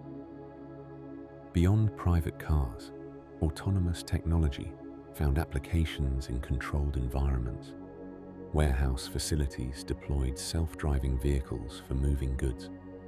Airport shuttles operated on fixed routes.